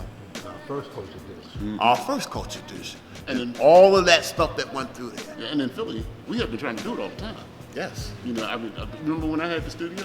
He had a bunch of stuff. Yeah, I had a $100,000 building in Center City. The Dance problem studio. is that it was ready. We weren't. I wasn't. We weren't ready. We We weren't. weren't. We were doing things that we had to catch up to Right. because of the vision. The shoes and we were the vision. The vision. We had a vision, guys. We had a vision. So and when I did it, I had the best intentions. I just didn't have all of the things I needed in order to be able to maintain it yet. Beautiful building. Yeah, fantastic. Had his own dance class and everything. Beautiful building, right down in Center City. 13th and Spruce. Right in Building Center worth $1 trillion now. No, Mecca, God, is the heart of Philadelphia. Always been. In the heart of black Philadelphia. Because you got to remember, Philadelphia was one of them cities where, you know, it wasn't, slavery was only a little while away in Delaware. See, so black people was very, very motivated in Philadelphia. You hear all of the stories about Ovi Catto and all of these people. This was South Philly. This was Philadelphia. This was black Philadelphia. So now, fast forward back to Amar, Parliaments. In the fall of 1971, Parliaments started popping. Kaheem knew everybody. We went to the YWCA. They gave us a room for inside. The outside Parliaments was right where you took the picture with the drone. But he got a drone. Oh, okay. He got a drone. He took sky. He got the drone right there. Okay. He took skylines of all of that. Okay. And we had our first rallies there. And right up the street at the YWCA at 16th and Catherine, we had our inside rallies. And then in January, in that same restaurant, they had built it back up by now. Same one. We standing in a restaurant. Me, Kaheem, Jamel, Amar. And Amar was trying to do, he had a situation he was trying to take care of. And there was a brother in line that maybe could help us out in that situation. His name was Fat Sam. And I said, Jamel, Fat Sam might could help us out with that. We went over to Fat Sam. Now, Fat Sam was one of those beautiful brothers. Beautiful Heart of brothers. gold. Heart of gold. But not to be played with. Anyway. And he came around to, Kaheem had a 2-room apartment on 16th and Christian. We rode right by that. And his name was Sam. And Fat Sam came around and checked us out. And the situation didn't happen. But he checked us out. And he said, and he just looked, he was just quiet. And one day, we had phones, big phones. And we had a phone book sitting behind the home, a personal phone book. And I thumbed through the phone book one day, I got off of work. Fat Sam was crossed out. That's Sam too. Quietly, he crossed out Fat Sam and put Sam too. And I'm like, whoa. Whoa. Yeah, because see, Go ahead, Kyle. we learned from Amar. We didn't pressure anybody. Right. You didn't have to change your name. We would tell you why we did. I'll understand. Right? You know, and then you make that decision yourself. You see, because one of the things that we learned is that when you push somebody, then their heart is not into it, they're not going to stay with it. You know, they got to do this on their own. They got to accept this knowledge. He chose his name, and he was checking us out. And Satu was a guy that came from the gang, the 15th Street gang, 15th and Clymer Street gang.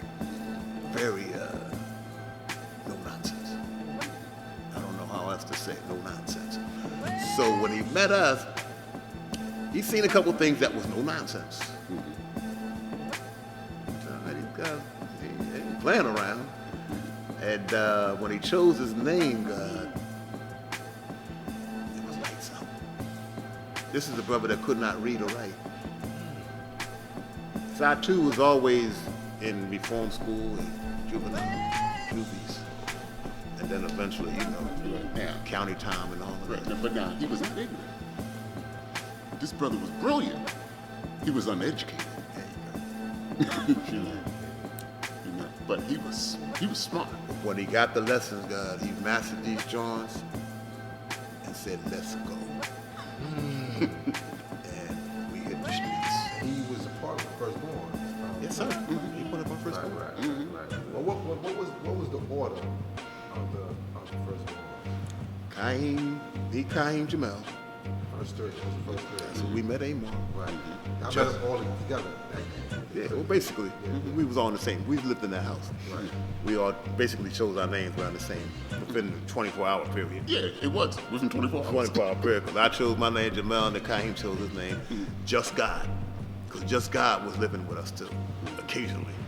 when he wasn't robbing us. What was this? Let me stop. Let me cut that out. No, I keep forgetting. No, beautiful brother.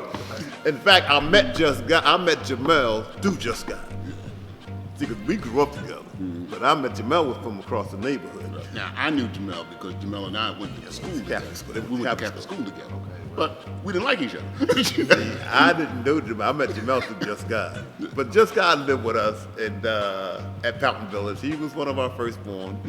And then, like, when we left in September, we started teaching. It's like Tahid, Naheem, and then Sancho. Now Divine, Born Divine. That was virtually the way it came in. That's virtually how it came from. Because now Divine chose his name.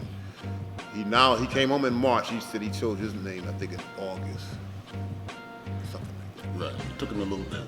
Now, I didn't choose my name right away. I just was studying like crazy. He took his time. No, he took his time. He just was protecting us now.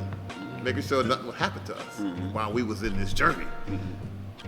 He was always there, protecting, making sure nothing would happen. Right.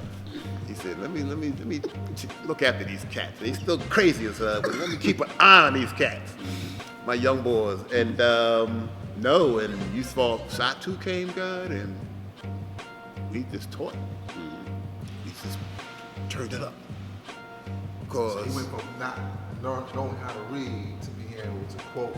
These lessons, God, and teach. That's he basically learn how to. He learned how to read from the Learn how to lessons. read. Lessons. Teach, and the world was never the same. Right. See, the first time Satu came to the house was during a class. We had all the babies there. Right.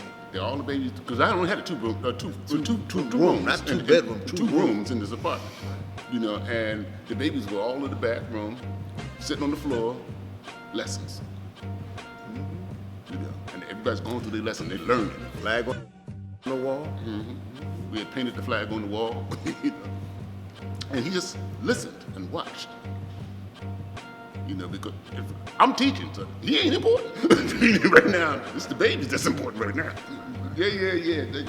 How you doing, Smash? He's absorbing it. Right. You know. Absorbing it, God. Every moment he was. Yeah. Every moment he absorbed it. And at first, not asking no questions. Every moment, God. I could see he was absorbing it all. He was taking all of this in. It was a lot of moments. You know, a whole lot of moments. But God, I cannot reiterate it more. Just like it was in the summer of 77, summer of 71, it was all in a matter of no time, God. This wasn't even a year yet. We hadn't known Amar a year yet. Right. Listen to what you just heard. This ain't even a year, God. This is only 6 months. And at our parliament, we had a crowd. We had rallies. They was ready to go. People was teaching, eating right, living right, and being young. See, because the older Amar was only wisdom. Oh yeah, so He was our old head. We was raw. He was our old head. Yeah. Right. When Niles and them came out, they was our old heads. Right, he said that, it kind of gave him a complex about being. Nah, you old. Now, of course, they called me old, which at the time, I had just turned 21 a couple months ago. But you know, as a 70-year-old man now, I was a baby. But to the brothers that was standing in the cipher, He was 17, 18. 17, 18, oh, he old, that mother, he old. Here come the old man. Man, get it. You know what I mean? He gave me a complex about age, God. So. That's what we consider the people old. If you was over 25, you was ancient. You know? Old guys. No. Wow. But And within that little bit of time, you just transform your lives and the community. and if you walk, like I said, God, if they walked in here right now, all of them sisters, young brothers, love us dearly. You know, if you ever want to experience, walk with one of us through South Philly in the summertime. Love us dearly, God. The old ones, the babies, the moms that are still here. There's some of them who are senior citizens who come through here. Come through here. The moms that are still around still love us dearly, God. 50 years later. We're in this is a community center. Right? Yeah, this is a senior center. A senior center. Used to be a church. Right. St. Edmunds. You're active. It's still active. You're still doing what you do. That's who I am. That's beautiful. I mean, 50 years later. 50 years later. Yes, sir. I don't think I would know how to do anything. I don't know. We don't know how to do nothing else. And that's what Amar said to me a couple of months before he returned. He was like, God, you, Kaheem, he said, you know what's my best thing? Coming out. Things were so crucial at that time. I didn't really go back to school until many, many years later. It was like 20 years later. Oh, So wait, so you dropped out of like regular school at the time? Like, yeah, like what grade did you come out of? I dropped out 11th grade, you know, and went back later, got my GED, you know, and then I went to Temple, and then I went to Lincoln for my master's. Wow. When did you start pursuing your complete education? I graduated from Lincoln in 94 94. with my master's degree. I was there. Wow. I was there. Me and Jamal was there. Yeah. Because it was the first Sunday. Because it was a rally Sunday, and I grabbed Jamal and took him there. We was at the rally. I shot him up there. He was there. Yeah, I won top honors too. We were there. God, your stories are very inspirational. Because the way that it is given now is just like we don't really see that much community, or that kind of like involvement in community. So it's see that how that was back then. I mean, I got knowledge in '94. I started walking through 120 in 1994, and being around a bunch of knuckleheads, and I sparked my environment. Well, we were knuckleheads, and How old were you? I was 16. Oh, okay. 16, yeah, same age. In 1994, I was 16, and very distracted. And 90s was hard, God. yeah, it was hard, and then just being a 16-year-old. 16 was hard with the crack epidemic and all this stuff was going on, and the gangs. I was sparked by my physical brother before, and he's 12 years older than me. Wow. And So he had knowledge first. he had knowledge first, and what's crazy is that my whole earth was trying to keep me away from him. Wow. Like, don't mess with that. We believe in Jesus. We go to church. We like, but he was into some things. So, and I really saw him. I saw him when he would come home from the penitentiary, and my mother didn't want me involved with that. He took me to my first rally in June. I forget, June 26, 1994. Last Sunday in June. Last Sunday, June 26th, and everything that Christianity described what heaven is, I saw right there in Fort Greene. I saw the God building, the earth reflecting, baby shining. And that was what touched me. And that's why I said, me coming from where I came from, yeah, there was the church and everything, and I saw that there was a certain, but there was something more sense of community that I first time for me really seeing something like that. Well, I've learned all moms test. They all test. I remember my old word. She cooked pork every day for like 2 months. Just out of spite. Just to see if I was serious. To test you. Right.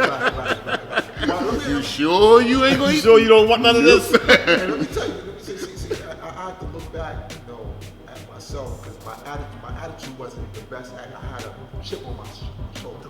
And at one point, my mother started calling me by my mother and my grandmother started calling me by my righteous name. But because I had such a chip on my shoulder, and you got to, who do you think you are? You know, I'm gonna call you what I named you. You know, and it became that kind of thing. You know? Confrontational a little bit. It became like, and so I now looking back, now that I'm an older man, I can see that my own errors, you know, I had. Yeah, you could have did things a little bit Yeah, different. you know, my errors, like I said, she had. Same with us, guys. Oh, yeah. She Same with us. shared, Oh yeah. you know, she was. Yeah, look, we all went through the who you think you are. Who you think you are? Right. We all been through that. You know, the unfortunate thing is by the time you learn the best way to do it, it's over already. It's all right. Right. I mean, my older, when she finally did realize that I was serious, because she had all the respect in the world for me. Same here. Never called me anything different from that point on. Because we showed them proof. Yeah. See, I mean, the community. I want to say it wasn't there, but you guys had it just sounds so much more together. You know, I call myself bombing, you know, Christians and Jehovah's Witnesses. Like just being confrontational. Because you know it. Because you got this. Know-it-all. You got this thing on your head now. Yeah, You can show off a little bit. Well, We you all know, did that. Yeah, we did it too. We You all know, did but that. I remember Amos saying to us, you know, now that you've done that, what did you accomplish? You know, who learned anything? Who learned anything? Yeah. You made them look stupid, but who learned anything? Did you teach anybody? They're not taught at the end of the day. They're going back to doing what they're going to do. Because that's not really called teaching. That's why we use the word bomb. Right. Because bombs destroy. Right. You bomb though, Bill. Yeah. I ain't seen a bomb you drop to build something. Yeah, and that's what Amos' attitude was like. What was the purpose? What's the purpose? You know, and Gotta have you know, and if you didn't accomplish your goal, then you wasted your time. You know, Because what is our goal? Teaching civilization. That's our goal. Right.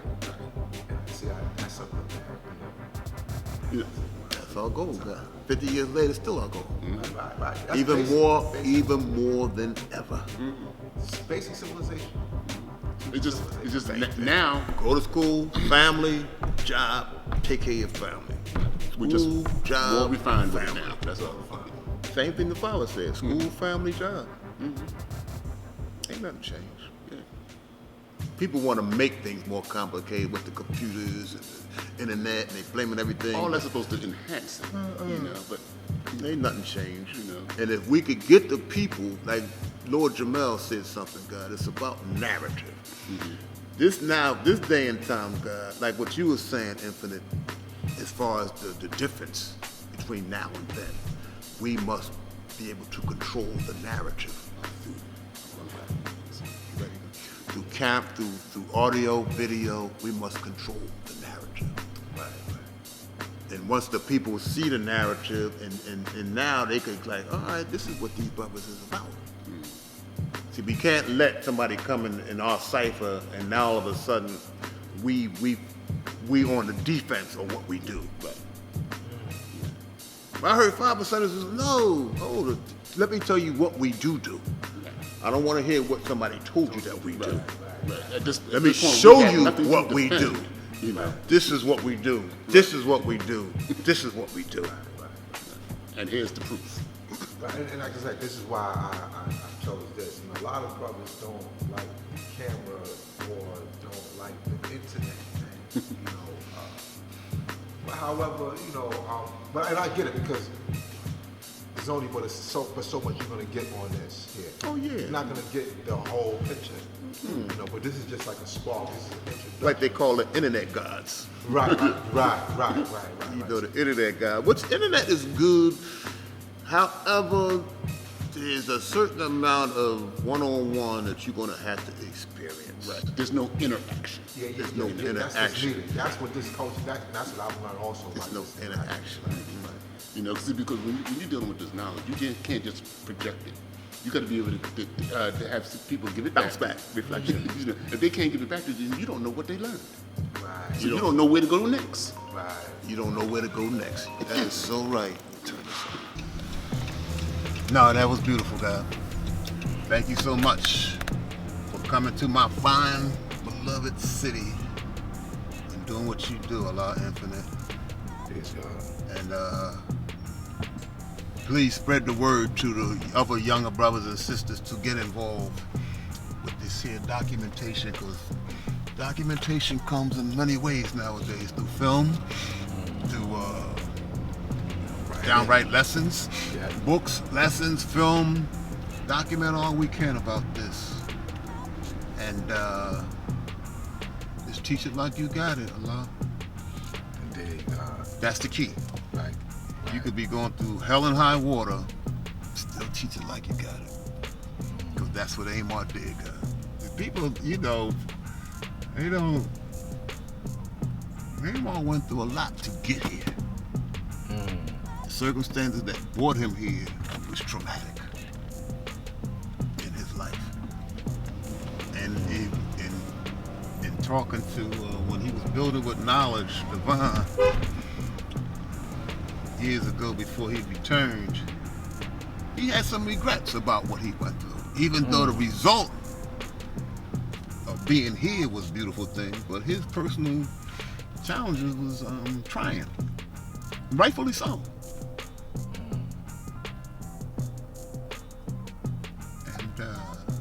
So that's why I tell people about, I sing Amar praises all the time. I thank him all the time. I'm like, damn, Amar, thank you. It's because he taught it the right way. He taught it like he got it. That's all that's asked of us. What was your what would you say your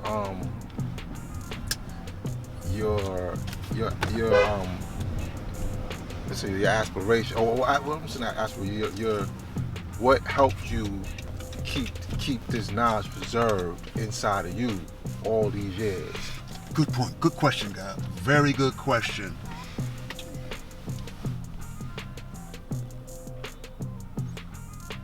The fact that once you start having children, guy, with this knowledge, so, and you start giving these children all of these beautiful names and all of these beautiful responsibilities, we ought to be here for them. Do all of this. It's not like we could just walk away, as some brothers and sisters do, after all of this. We have to enhance what we taught. And that's what I tell people a lot of times about how bad the father was. The father knew he ain't have a lot of time. But he had the vision, God. And he gave us the supreme math and the alphabet so that we could do our thing. However, he said he did one thing that would Amar taught so perfectly, God. And it's the same thing that Knowledge Divine told you. One of the things Amar self was, he said, God, I am not your leader. That's what the father told him. He said, I am like your big brother. Which takes the weight off of, it takes the weight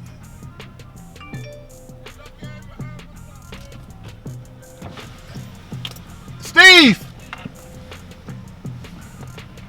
That's one of the young brothers I taught. And he been crying, he been beating me up about lessons. Because he wanted to share them with his family. His name was Rakim. He chose the name Rakim when he was younger. He runs a funeral parlor now. He's part of a funeral director. And he wants to share what he learned with his family. Perfect example. So he wants his lessons. Yeah. And I'm going to give them to him. I'm going to give him the whole 120. Peace. You see, you talk about like giving it all at once. Now it's divine. Talk about. He said, yeah, you can't spoon feed me. See, this is the deal. Being I was older, they couldn't spoon feed me. You know, and that's what Amar taught us. If you got an older brother, if it's not another older brother around, give him his stuff and let him do his stuff. Yeah. Because you're not going to be sitting there Just spoon. Yeah, right. spoon feeding the older brother. Well, sometimes you have to. Sometimes but you have to. Sometimes you right, can't. right, you know, right. it ain't necessary. Well, we're talking about like a grown man Yeah. who has responsibilities. Like you know, take this and do what you do have what to you do. got to do. And that's what Amar did with us. Because, you know, he knew his vision was a hell of a thing too, God. Because he knew we didn't have a lot of time to be spoon-fed in 1971. He's like, yeah, we got to get this done. And we were the people to meet to have gotten that done too. Right.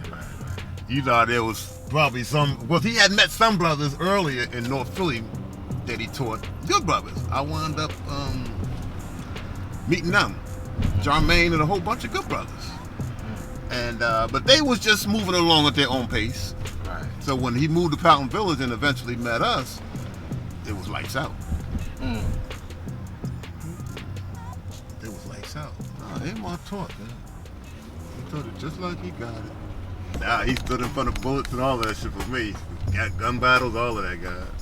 Rommel stand behind me. Let's go. Jim and Nala stand behind me. Bang, bang, bang, bang. Stand behind me. Wow.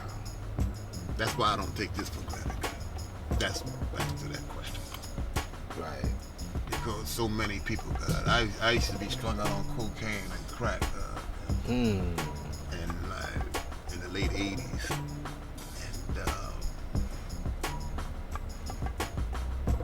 And at the end, before I got clean, I'm like, too many motherfuckers that did right by me and protected me for me to go out like this. You know what I mean, guys? So I called rehab and never looked back. Yeah, see, when you see, you know, this way of life, this culture, you know, do for you something like that. Yeah, that's God, this is the reason why, God, is that now I've had a cipher degree in the 1 of 40. Who is that mystery God, right? And the answer is so emphatic. There is no mystery God. So there is no reason to be praying. And all those the people who praying, I wish y'all well. However, y'all still got to come back to the foundation. The foundation of this. Right. So I want to be there when it happens. I want to be there, God. I want to be there before it happens. Not to tell you I told you so, but just to say, hey, I did tell you so. Right. No, God, it's a beautiful thing, this knowledge of self, God. Yes, it did. And if we could only get 5% of the world, change this. That's a lot of teaching. And then you just gotta keep on. Gotta keep teaching. The devil continues daily. We gotta continue We daily. gotta continue daily, guys. These motherfuckers that ratcheted this shit up. Now they coming up with shit that ain't alternative facts. How the fuck is an alternative fact? I heard of an actual fact. But an That alternative fact. But an alternative fact? And the shit is y'all telling people. Well, these are alternative facts, man. They can be right sometime. What kind of shit is that? Some bullshit. No. I would like to come out here more, you know, and I want to, you know. Let me know. You got my number. Please, God, you I'm know. retired, God. Kaheem retired. Knowledge retired. We got room. And that building, God, like, you know, like I want to, you know, add on, you know, in some way, shape, or form. It ain't going nowhere. We're gonna be right there. You know. Well, I respect you, you know, regards to this cipher here, dealing with, you know, acquiring property. You know, that's something that like look, y'all are my older brothers. That's something I would like to, a skill set that I would like to, you know, try to get your hired out of rent. Anything you right. not rent. Right. I don't care, even if it's a goddamn car you ain't gotta rent. Don't rent it. Don't rent it. You know what I mean? Let alone buildings. Right. Let alone buildings. Because it's a mindset, like what you're saying, girl. Because a lot of people think that, you know, they've been living in these apartments and all that. They think that you can't buy nothing. And a lot of people think that they have no way in the world. Because my thing, I'm going to tell you, I'm going to be honest. But then you also think that you need like millions of dollars to... God. I was talking to Saheem about the school one day. I said, God, I know it's under some sort of 99-year agreement or something. Right. Yeah. However, my thing is this. Ain't no way in the world we come up with X amount of dollars. Say we come up with even if we came up with a promissory note of $1 million with the promise of getting another 49 from somewhere else, we could build up. Right. You see what they did next to us? That little raggedy ass apartment building? Yeah. Well, it ain't that cute. And I'm saying, I'm quite sure they probably charging people like $5,000 a month in that motherfucker. Right. Looking down on us while we sitting there drinking wine and all kind of other craziness. See, that's the signs, God, because Harlem is building up. It's building up. It's building up, and looking at that building, especially from a sky view, you know, everything's building up while that's staying the same. That can't stay the same. God, I got a vision. Here I go again. Gotta add on with your vision, God. Add on. No, God. What's gonna happen is you're gonna have to save a window or something out of that Street Academy. They're gonna fight you tooth and nail. Right. Maybe the window. Knock that motherfucker down. Build that and save something from that. Knock that bitch down. And just dig the move, Allah. As tall as that. See, because my thing is, just like that building we got, I tell brothers in all of the cities, find a building that's going to help pay for the building, even if it's 2 apartments upstairs. Right. You got a storefront for your street academy, and you ain't always passing a hat. Right. You don't want to get in a situation that the hat is going to keep you open. I love my 5%ers. 5%ers don't want to pay bills. Some of them. Anyway. Some of us, right. Putting it out there like that. Anyway, find something that's going to create revenue. God, that motherfucking building, God, could create. I'm talking about, you might go up 10, 15 stars. I don't know how high you can go up. Right. But you can have a street academy, big street academy, that we could do our thing in. We can have a ballroom on the mezzanine, right above it. Take Harriet Tubman out the picture. Got our own rallies. Right. Rent that building out for cabarets and repasses and all kind of stuff. Now you got a bunch of condos. Yeah. And you can keep it to the point where they have subsidized shit going on where we can still live there. However, we just make a bunch of money. They want your money. Yeah. See, now the concern is and a lot of jobs. Maintenance man. The concern, God, you know, that I've heard was because you know that there's the issue of the city trying to come and get it. They've been trying to come get it since they gave it to us. Right. So now, if we tore it down, do you think that they would try to, you know? Oh no, we'd have to know all of this before we tear it down. These things would have to be known. Well, you know, another option was, and I know the guard had on the guard True Master out in Victory of Law. You know, you saying utilize the law school as a museum and build on top of it. Well, the only thing about that, God, I thought about that because that's what Colleen was always dreaming about for years. You could build around it. However, it's going to cost a lot of money to do that. Yeah. Money that you could spend somewhere else. As far as construction. So you think tearing it down would be more cost efficient? Oh yeah. Because now you got a hole in the ground. Without that building sitting there, you can't build that. Like, where you gonna put your foundation at? That's hard to do. Go ahead, Bus. That's hard to do. Because you'd have to put girders over top of that and build around it. Yeah. You follow what I'm saying, God? Yeah. See now the brother that my brown seed Devon, he actually, because it was I know the guys that thought of it. Yeah. I ain't the first person that thought of it. We got too many great minds, guys. Yeah. Have thought about that. At one point, them things there were jacks holding up the building. I mean, it was in bad shape. It wasn't, Oh, the building itself. Yeah, the building. I didn't know that. Yeah. At one point, there was jacks, and the guard, Divine Law came and fortified it, put beams and everything in there, and set it a certain way. Huh? That's the point I'm making. Right. That's the point. Yeah. I know we got engineers and stuff, man. That's why some of these old heads need to step back.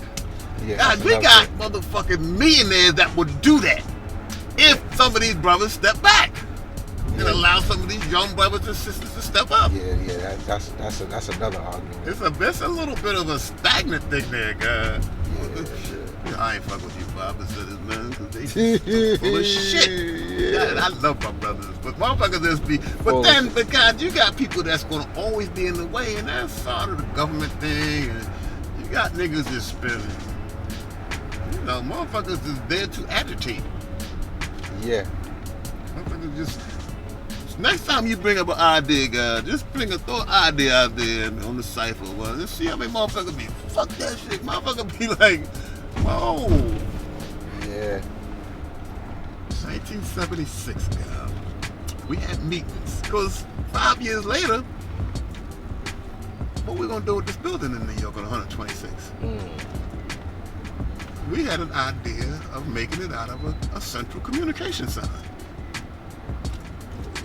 Files on everybody, who did this, who was the trades, who could do this, who could do that, and make the building efficient, not just a hangout, where you can take pictures and all that. Oh, that's fine. And we had meetings, and Amar, that's my brother, Amar would come in, peep at all this. What y'all doing? That guy, we gonna go up to New York, and I'll make this presentation. He said, God, I'm down. However, they're gonna kill y'all. All in the same breath. and he said it in such a profound way. We went on with our plan, and we went up there. We had us put on our suits. That's what they talk about, filling in the suits, and took the rally over in an organized way. Because we had meetings on how to. Because the rally is so scattered, all over the place and all of that, and. Had the presentation and everything went well, God. Until one of my brothers would decide to pull a knife. They got that heated. In the rally, in Parrot Tubman. Wow, they pulled a knife on Ken dude jumped up and said, no, this ain't going down like this. He said, collect all the everybody had filled them out. We had little index cards. Some big index cards. Occupation, what you can do. Everybody filled them out. He said, collect the cards. And this is what I was saying about the agitators. You see how one person, because everybody was like, damn, this is good. They filled out the cards, and this one joker jumped up, pulled a knife, started heading for the stage. And I forget, now Devon will tell you better. And Kendall said, no, God, you gotta collect. He took the cards and burned them. Burnt the cards to protect us. See, this is another one of these brothers who know. That's why Amar said what he said. He said, God, I'm down, but they gonna kill y'all. Because he know the level of where they was at. Because of the no business attitude about that.